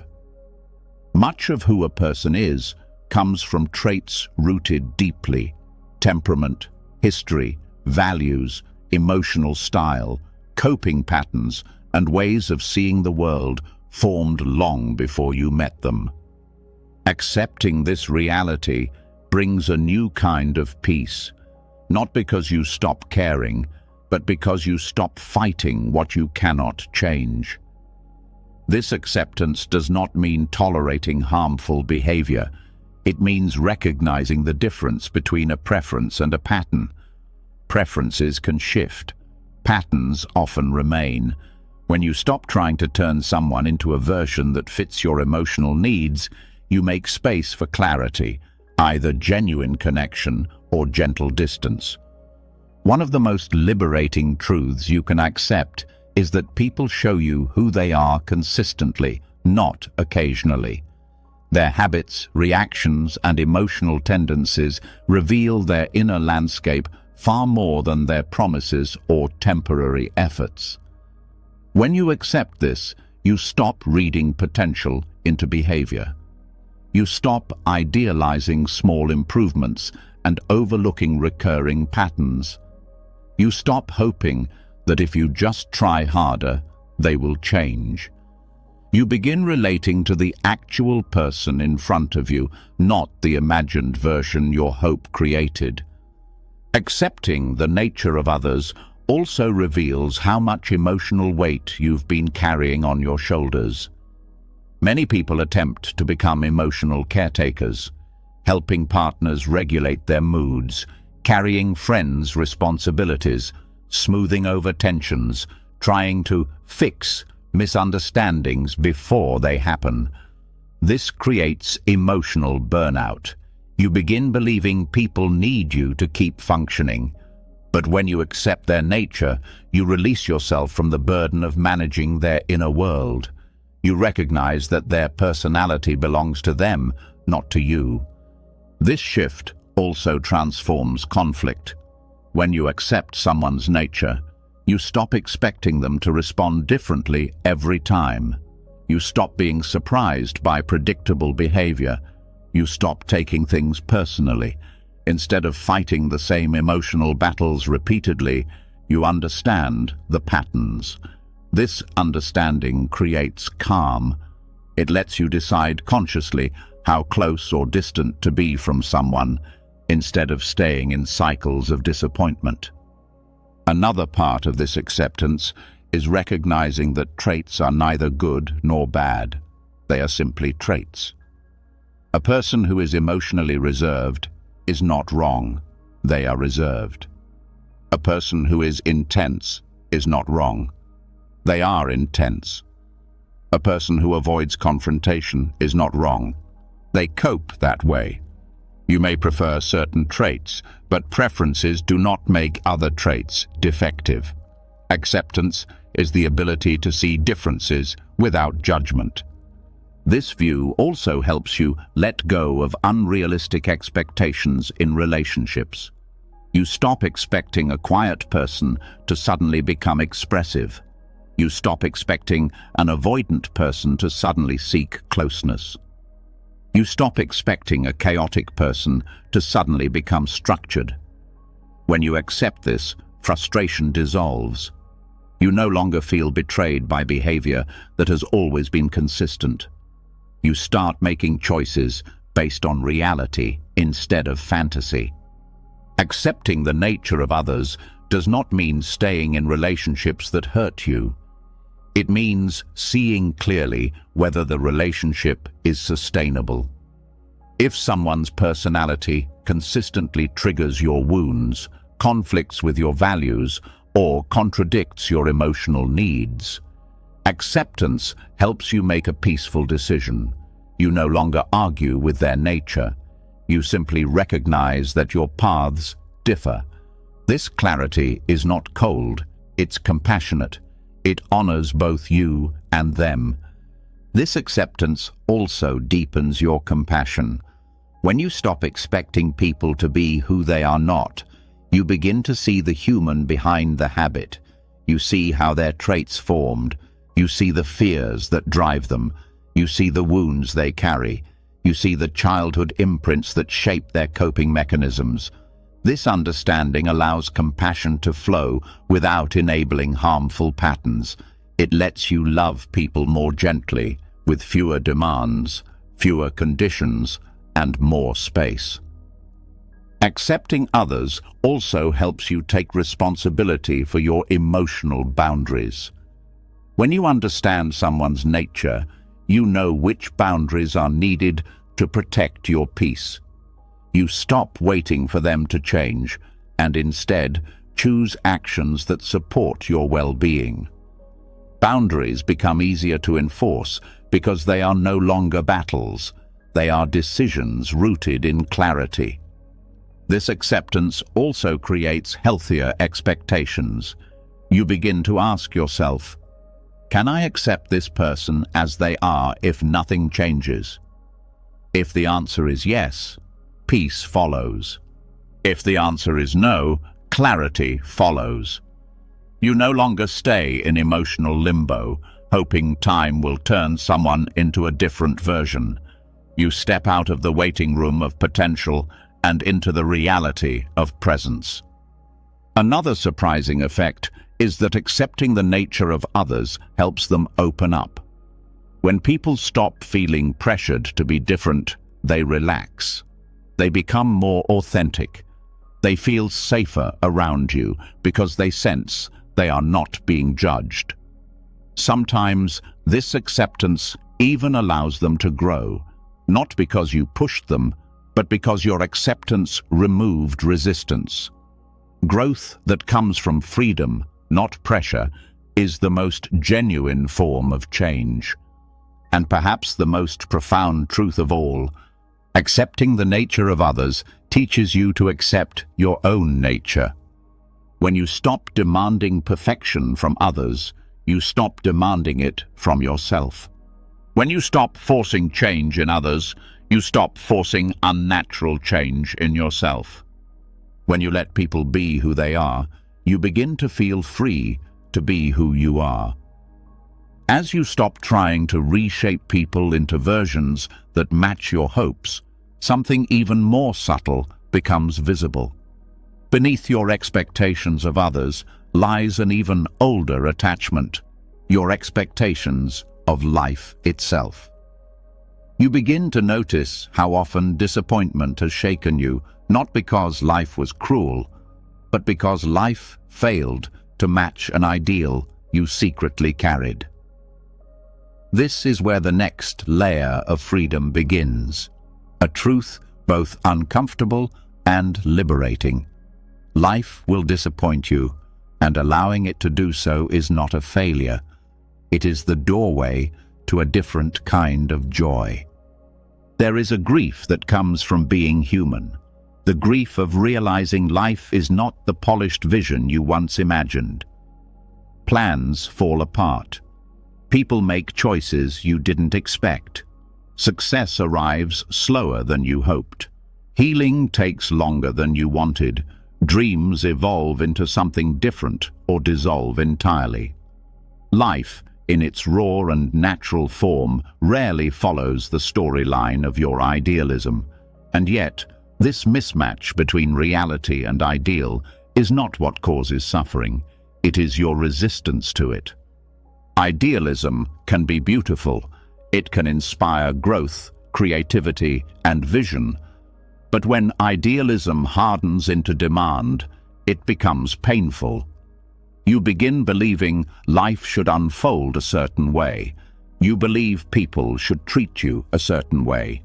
You believe your progress should look a certain way.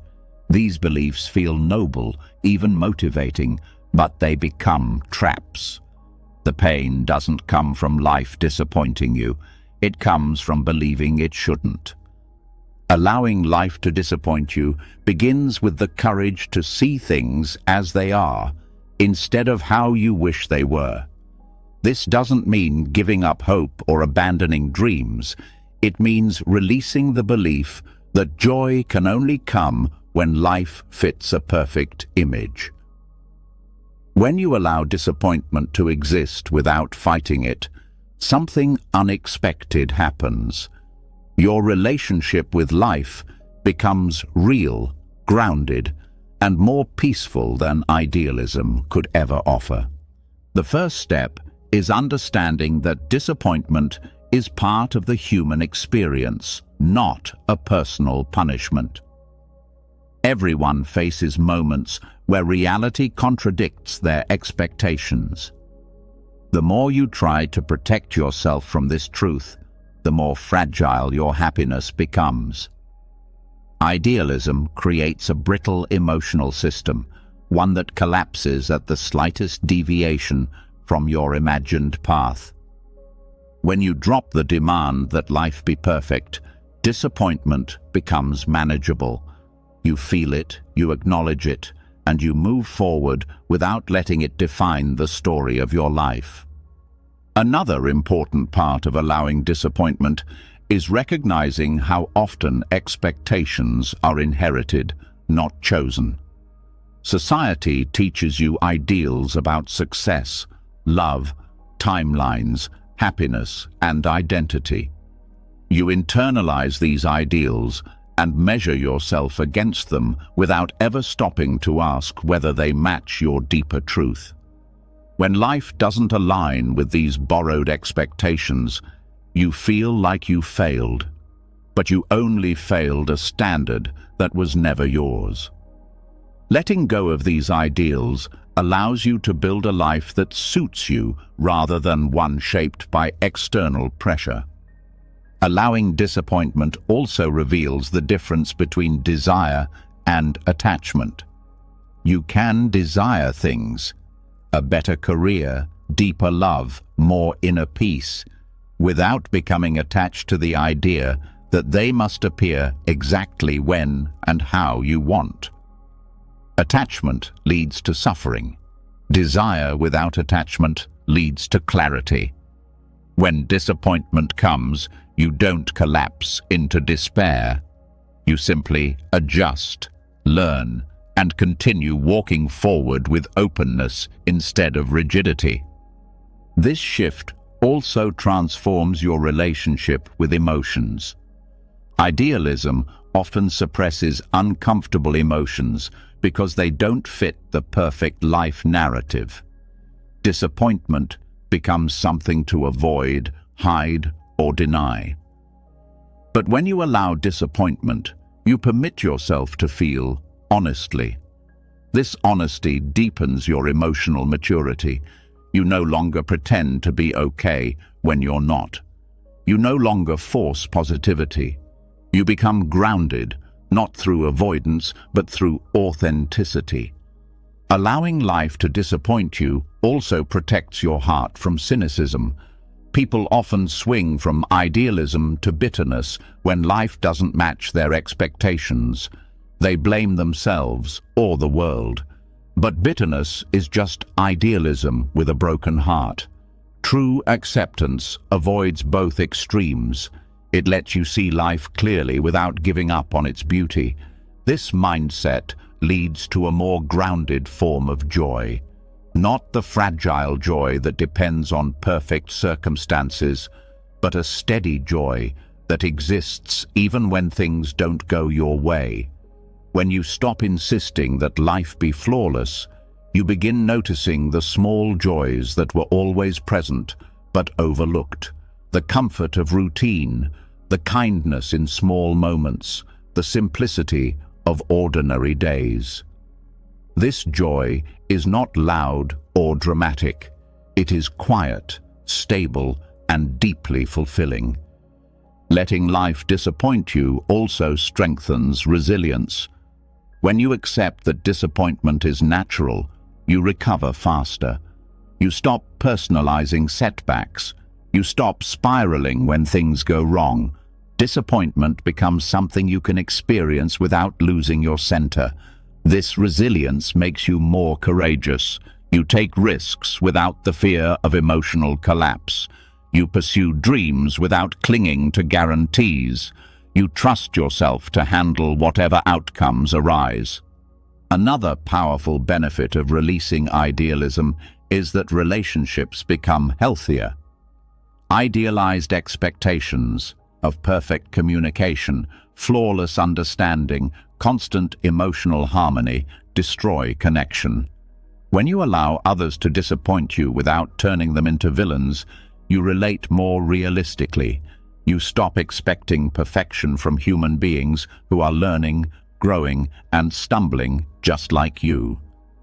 This acceptance creates deeper connection because love becomes rooted in reality, not fantasy.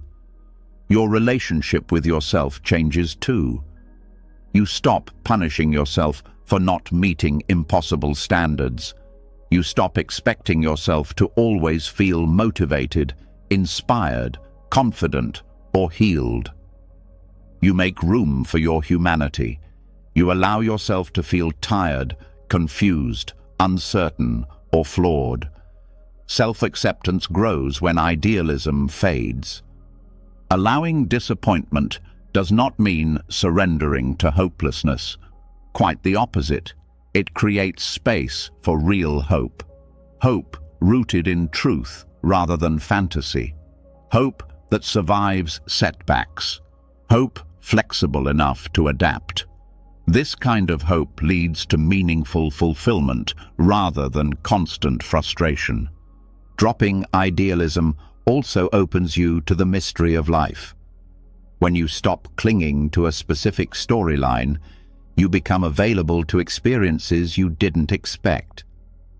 Some of the most beautiful parts of life arise from surprises, paths you didn't plan, connections you didn't predict, changes you never imagined. Idealism blinds you to these possibilities because it tightens your vision. Acceptance widens your field of view. In the end, allowing life to disappoint you is not about lowering your standards. It is about releasing the illusion that joy depends on perfection. It is about giving yourself permission to embrace the real texture of life, smooth and rough, predictable and chaotic, joyful and painful. When you drop idealism, you gain something far more valuable than perfection, a grounded, resilient, peaceful joy that life cannot take away. As you begin allowing life to disappoint you without collapsing into hopelessness, a new kind of strength starts to rise within you. You begin to see that acceptance is not weakness and surrender is not defeat. Instead, a quiet steadiness emerges, a stability that does not depend on outcomes, timelines, or control. And this clarity reveals the next truth in your journey. Choosing peace in a world that worships force is its own form of courage. There is a heroic quality in letting go that society rarely celebrates. You are taught to push harder, fight constantly, control everything, stay ahead, dominate challenges, and never show vulnerability. Strength, you are told, comes from overpowering life.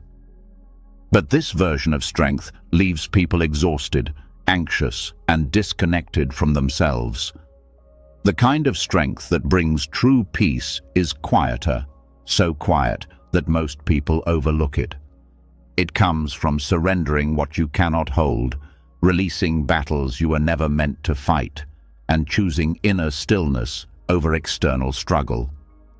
Choosing surrender requires courage because it goes against everything you were conditioned to believe. The world rewards control. You feel valued when you perform, accomplish, and maintain mastery. So, when you choose to let go, your ego protests. It says, if you don't fight harder, everything will fall apart. But letting go does not mean abandoning responsibility. It means abandoning resistance. It means releasing the illusion that you can force life into submission. It is the bravery of trusting life more than your fear. One of the first forms of this quiet heroism appears when you stop trying to control people. You let them walk their own paths without interfering. You allow them to learn their own lessons without rescuing them from the consequences. You stop manipulating outcomes in relationships and instead allow honesty and natural unfolding to guide connection. This requires courage because it means trusting that whatever falls away was not meant to stay, and whatever stays is aligned with who you truly are. Another form of heroism appears when you stop fighting your emotions. Instead of suppressing sadness, you allow it. Instead of resisting fear, you acknowledge it. Instead of hiding vulnerability, you accept it. This surrender is not passive. It is powerful. It takes courage to sit with your inner world without numbing, avoiding, or pretending. Many people run from their emotions for decades. Being present with them, even briefly, is a deeper act of bravery than any external achievement. Letting go also shows its strength when you stop forcing outcomes. You may have spent years pushing your life in directions that exhausted you, careers that drained you, relationships that stunted you, goals that didn't belong to you. Surrender means recognizing when force is no longer aligned. It means stepping back, re-evaluating, and trusting that releasing the wrong path makes space for the right one. This trust requires bravery because it asks you to walk forward without guarantees. Another layer of this heroism emerges in stillness. Stillness is often misinterpreted as stagnation, but true stillness is active awareness. It means choosing not to react impulsively. It means pausing before speaking. It means breathing before responding. It means observing your thoughts before believing them. In a world addicted to speed and noise, stillness is a rebellion. It takes courage to be calm when everyone else panics, to be quiet when everyone else argues, to be thoughtful when everyone else rushes. The quiet heroism of letting go also appears when you accept uncertainty. Uncertainty is uncomfortable because it exposes the limits of your control. But when you stop resisting it, you begin to see that uncertainty is not a threat. It's a space where new possibilities can form, where unexpected opportunities emerge, where personal growth can unfold. Accepting uncertainty is one of the bravest choices you can make because it means trusting your ability to navigate life rather than trusting your ability to control it. This courage deepens when you stop defining yourself by external achievements. When you are no longer driven by the need to prove your worth, you begin to act from authenticity rather than fear. Letting go of identity tied to performance is challenging because society equates accomplishment with value. But true freedom comes from recognizing your worth like a quiet flame, something that burns within you, steady and unshaken, regardless of external outcomes. Letting go also means releasing resentment, bitterness, and old emotional debts. Holding on to pain can feel like strength, but it is weight disguised as protection. Forgiveness, not the naive kind that ignores harm, but the wise kind that frees your heart, is one of the most courageous acts of surrender. It means choosing peace over punishment, clarity over pride, and healing over holding on. There is also courage in letting go of perfection, allowing yourself to make mistakes, to learn slowly, to not always know what to do, takes strength. Perfectionism is a cage built from fear. Surrendering it is an act of liberation. You begin giving yourself permission to be human, to grow at your own pace, to rest without guilt. This softness is not weakness, it is strength that no amount of pressure can create. Another quiet heroism appears in your relationship with time. Letting go of the idea that you're behind or running out of time is deeply brave. It means trusting that life's timing aligns with your evolution. It means refusing to rush your growth, your healing, your journey. It means honoring your unique pace rather than competing with others. Letting go also shows itself in the willingness to walk away from what harms your peace. Sometimes the bravest choice is to leave, not out of anger, but out of clarity. When you choose distance from environments, people, or habits that hurt you, you are choosing your life over your fears. This decision is quiet on the outside, but monumental within. Ultimately, Choosing surrender over struggle reveals a new kind of strength, one that does not need applause, recognition, or validation. It lives inside you like a patient flame. It makes you resilient in chaos, grounded in uncertainty, compassionate in difficulty, and open to life as it is. This quiet heroism is not loud or dramatic. It does not seek attention.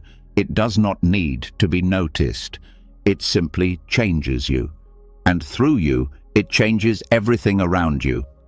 As you recognize the quiet courage in surrender, another realization begins to take shape. A realization that softens you even further. Every moment you let go, you notice that life continues without your constant direction. Things unfold in ways you never predicted. Peace arises from places you didn't expect. Solutions appear when you stop forcing them. And slowly, a deeper truth settles in. The present moment often knows far more than your plans ever could. This opens the way to the next teaching. There is a humility that comes from witnessing life's natural intelligence. You start seeing how often your attempts to control or overthink were unnecessary. How many moments worked out despite your fears. How many problems dissolved when you stopped interfering. How many outcomes unfolded in a way that made sense only in hindsight. The mind believes it must stay ahead of everything, but the present moment carries its own wisdom, subtle, quiet, precise.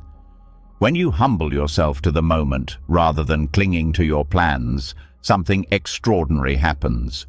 The noise inside you begins to fade. Present moment humility is the willingness to accept that reality is unfolding exactly as it needs to, even when it contradicts your expectations. It is the understanding that your plans are limited by your past experiences and fears, while the present moment is shaped by countless factors your mind can't possibly grasp. When you acknowledge this, you stop insisting that life obey your mental timeline. You stop believing that your ideas of how things should go are superior to what is actually happening. One of the ways this humility dissolves suffering is by weakening overthinking. Overthinking is the mind's attempt to control a future it cannot see. It tries to predict outcomes, prevent mistakes, and eliminate uncertainty. But the present moment is not asking you to predict anything. It is simply asking you to be here. When you honor the now instead of escaping into imagined futures, the fear-driven need for control fades. The mind becomes quieter. You begin responding to life instead of rehearsing for scenarios that may never happen. Present moment humility also transforms regret. Regret arises when the mind reviews the past with the illusion that you should have known better. But the present moment shows you that you can only act with the awareness you had at the time. You could not have predicted everything that would unfold. You could not have known the lessons that would come later. When you accept the intelligence of the unfolding moment, you release the weight of regret. You understand that each choice, each mistake, each turn was part of your growth, guided by a wisdom deeper than your plans. This humility also changes the way you approach problems. When you stop demanding immediate solutions, your mind relaxes. And when the mind relaxes, clarity appears. Answers arise not from force, but from presence. Many solutions come when you are no longer fixated on finding them.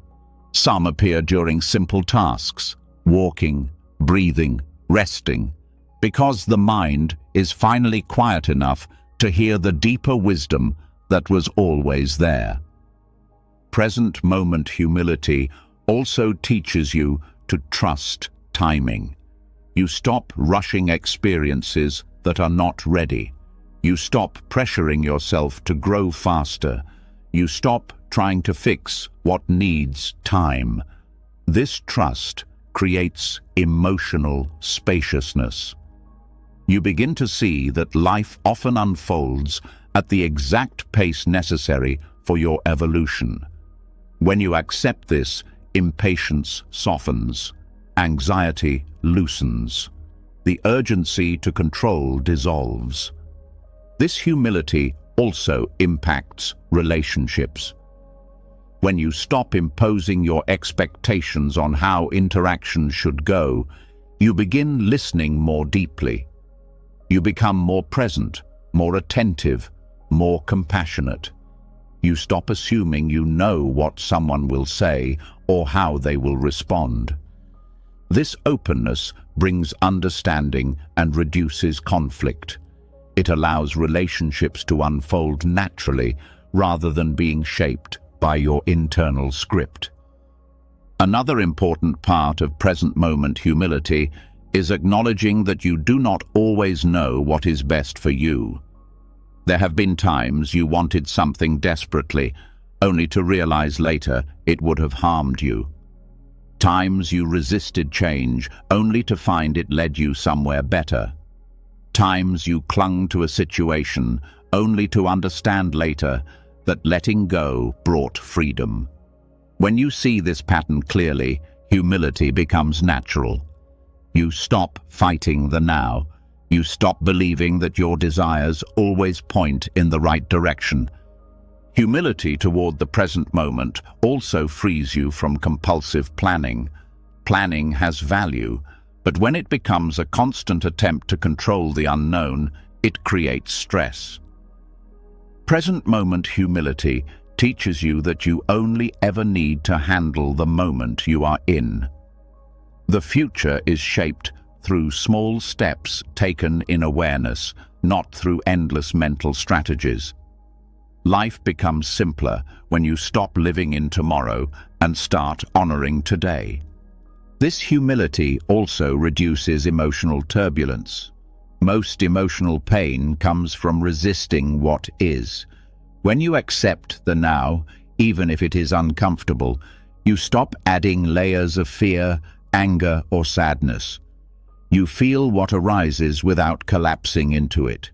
You allow the moment to be as it is, trusting that it will shift when it's time. This acceptance creates steadiness even during difficulty. Present moment humility also reconnects you with your intuition. When the mind quiets, your inner guidance becomes clearer. Intuition is subtle and easily drowned out by noise. It speaks through feelings, pulls, clarity, and quiet knowing. When you surrender your mental stories and rest in the now, this guidance grows stronger. It helps you sense the right step without needing certainty. Ultimately, present moment humility reveals that life has always been guiding you, sometimes gently, sometimes painfully, but always toward growth. The now is smarter than your plans because it includes more truth than your mind can hold. It reflects your real capacities, your real needs, your real lessons. When you trust the now, you stop chasing illusions and start living with authenticity. This humility is not weakness, it is wisdom. It frees you from the exhausting task of trying to outthink life. It teaches you to meet the moment with openness instead of resistance. It reminds you that you don't need to be in control to be at peace. When you bow to the intelligence of the present moment, you stop struggling against reality. And in that surrender, you find a clarity your plans could never give you. As you begin to bow to the wisdom of the present moment, you notice something else hidden in plain sight. Even when you trust the now more than your plans, there are flashes where everything in you wants to react, to defend, to attack, to argue, to shut down, to say something sharp, to prove a point. These are the split seconds where peace is either protected or shattered. And in those brief moments, a new kind of practice becomes essential: the courage to stay still inside before you act outside.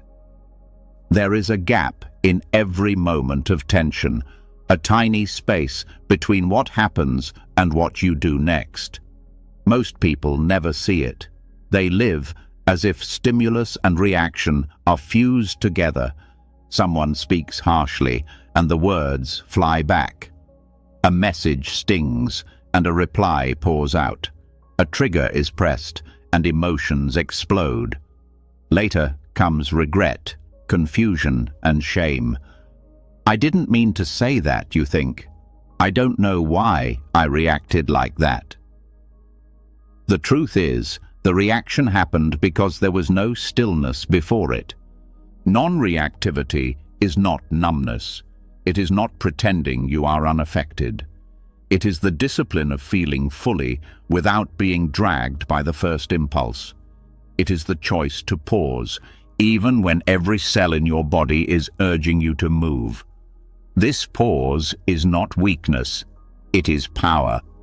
It is the moment where you decide whether you will let old patterns lead or let awareness lead. When tension rises, the body feels it first. Your chest tightens, your jaw hardens, your breath becomes shallow, your face heats up. These sensations are early warning signs, like a bell ringing to say, something inside is about to react.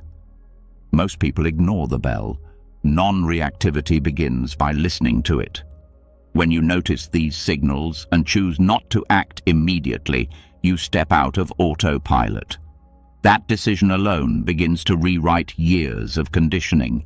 This skill is rarely mastered because it requires you to sit in discomfort without trying to escape it. The impulse to react is often a way to discharge inner tension, to throw it outward in words, actions, or withdrawal. But when you stay still for a moment, you contain the energy long enough to understand it. You begin to see what is really happening underneath: hurt, fear, insecurity, pride, or old pain being poked. Once you see this, the urge to lash out softens. The situation becomes less about them and more about what is rising inside you. Breath is your anchor in these moments. One slow inhale, one slow exhale, not as a trick to avoid emotion, but as a way to stay present with it. When you breathe consciously into tension, you give your nervous system a chance to calm itself. Your heart rate slows, your body relaxes just enough for your mind to think clearly. That clarity lets you choose a response instead of collapsing into a reflex. Non-reactivity also protects your relationships. Many arguments do not come from what was said, but from how it was answered. A single reactive sentence can turn a small misunderstanding into a deep wound. When you practice the discipline of stillness before speaking, you give space for wisdom to enter. You may still address the issue, set a boundary, or express your hurt, but you do it from steadiness rather than chaos. The same message spoken with a calm nervous system and a clear mind lands very differently. This discipline does not mean staying silent forever. It does not mean allowing disrespect or pretending everything is fine. It means giving yourself enough stillness to see what truly needs to be said and what is merely your pain trying to spill outward. Sometimes the wisest response is to speak. Sometimes it is to step away. Sometimes it is to say, I need time to think. Non-reactivity is not about what you do, it is about the state you act from. You also begin to notice how much of your reactivity is rooted in older experiences. Someone's tone today may remind you of a voice from years ago. A small criticism may reopen an old wound of not feeling enough. Without stillness, this layering of past and present stays hidden. With stillness, you can separate them. You see that your reaction is bigger than the moment because it carries history. This awareness alone can shrink the intensity of your response. Practicing non-reactivity also transforms how you relate to your own thoughts. Not every thought deserves a reaction. Some are just echoes of old beliefs. Some are quick judgments that fade if you don't feed them. When you stop reacting to every thought as urgent, the mind becomes less chaotic. You respond only to what truly matters. You become less easily provoked by your own inner dialogue. Over time, this discipline builds a deep inner confidence. You know that even in heated moments, you will not automatically betray yourself. You might still make mistakes, but fewer. You might still speak from emotion, but with more awareness. You start trusting that you can hold your inner fire without letting it burn everything around you. This trust in yourself is one of the greatest gifts of non-reactivity. The world will continue to offer triggers, sharp words, unexpected events, unfairness, misunderstandings. You cannot control that, but you can learn to guard the space between trigger and response as something sacred. That space is where your freedom lives. That is where your practice lives. That is where peace is either protected or surrendered. Each time you choose to pause instead of react, you are training your nervous system in a new way of being. Each time you breathe through tension instead of exploding, you are teaching your mind that it no longer has to live in survival mode. Each time you choose response over impulse, you are honoring the deepest truth of this entire path. Peace begins when you accept what you cannot control, and that includes other people, the past, and the moment that just arrived. But you can choose how you meet it, and that choice, made again and again in stillness, reshapes your entire life. After walking through every layer of this journey, from letting go of control to releasing hidden expectations, to meeting your emotions, your timeline, your identity, and your relationships with honesty, you can feel the truth settling deeper than thought. Peace was never something to chase. It was something that emerged the moment you stopped wrestling with life. You learned that the ego fights hardest right before letting go. You learned that tiny daily resistances drain more energy than the big battles. You learned that clinging creates the very suffering you try to avoid. You learned that powerlessness is not weakness, but clarity. You learned that the body must relax for the mind to follow. You learned that people are who they are, and trying to change them only traps you. You learned that life will disappoint you, and that's what makes its beauty real. You learned that surrender is not giving up. It's choosing peace over struggle. You learned that the present moment is wiser than your fears. You learned that stillness before action is a strength most people will never master. And through all of it, a single truth echoes. Peace begins the moment you stop insisting that life must bend to your expectations. This is the heart of Buddhist acceptance, not passivity, not indifference, but the powerful, grounded, deeply awake choice to meet life as it is. If any part of this journey spoke to you, if something shifted, softened, or clicked, tell me in the comments. Tell me which lesson opened your eyes. Tell me which part of your life you're finally ready to stop controlling. Your story might be exactly what someone else needs to hear.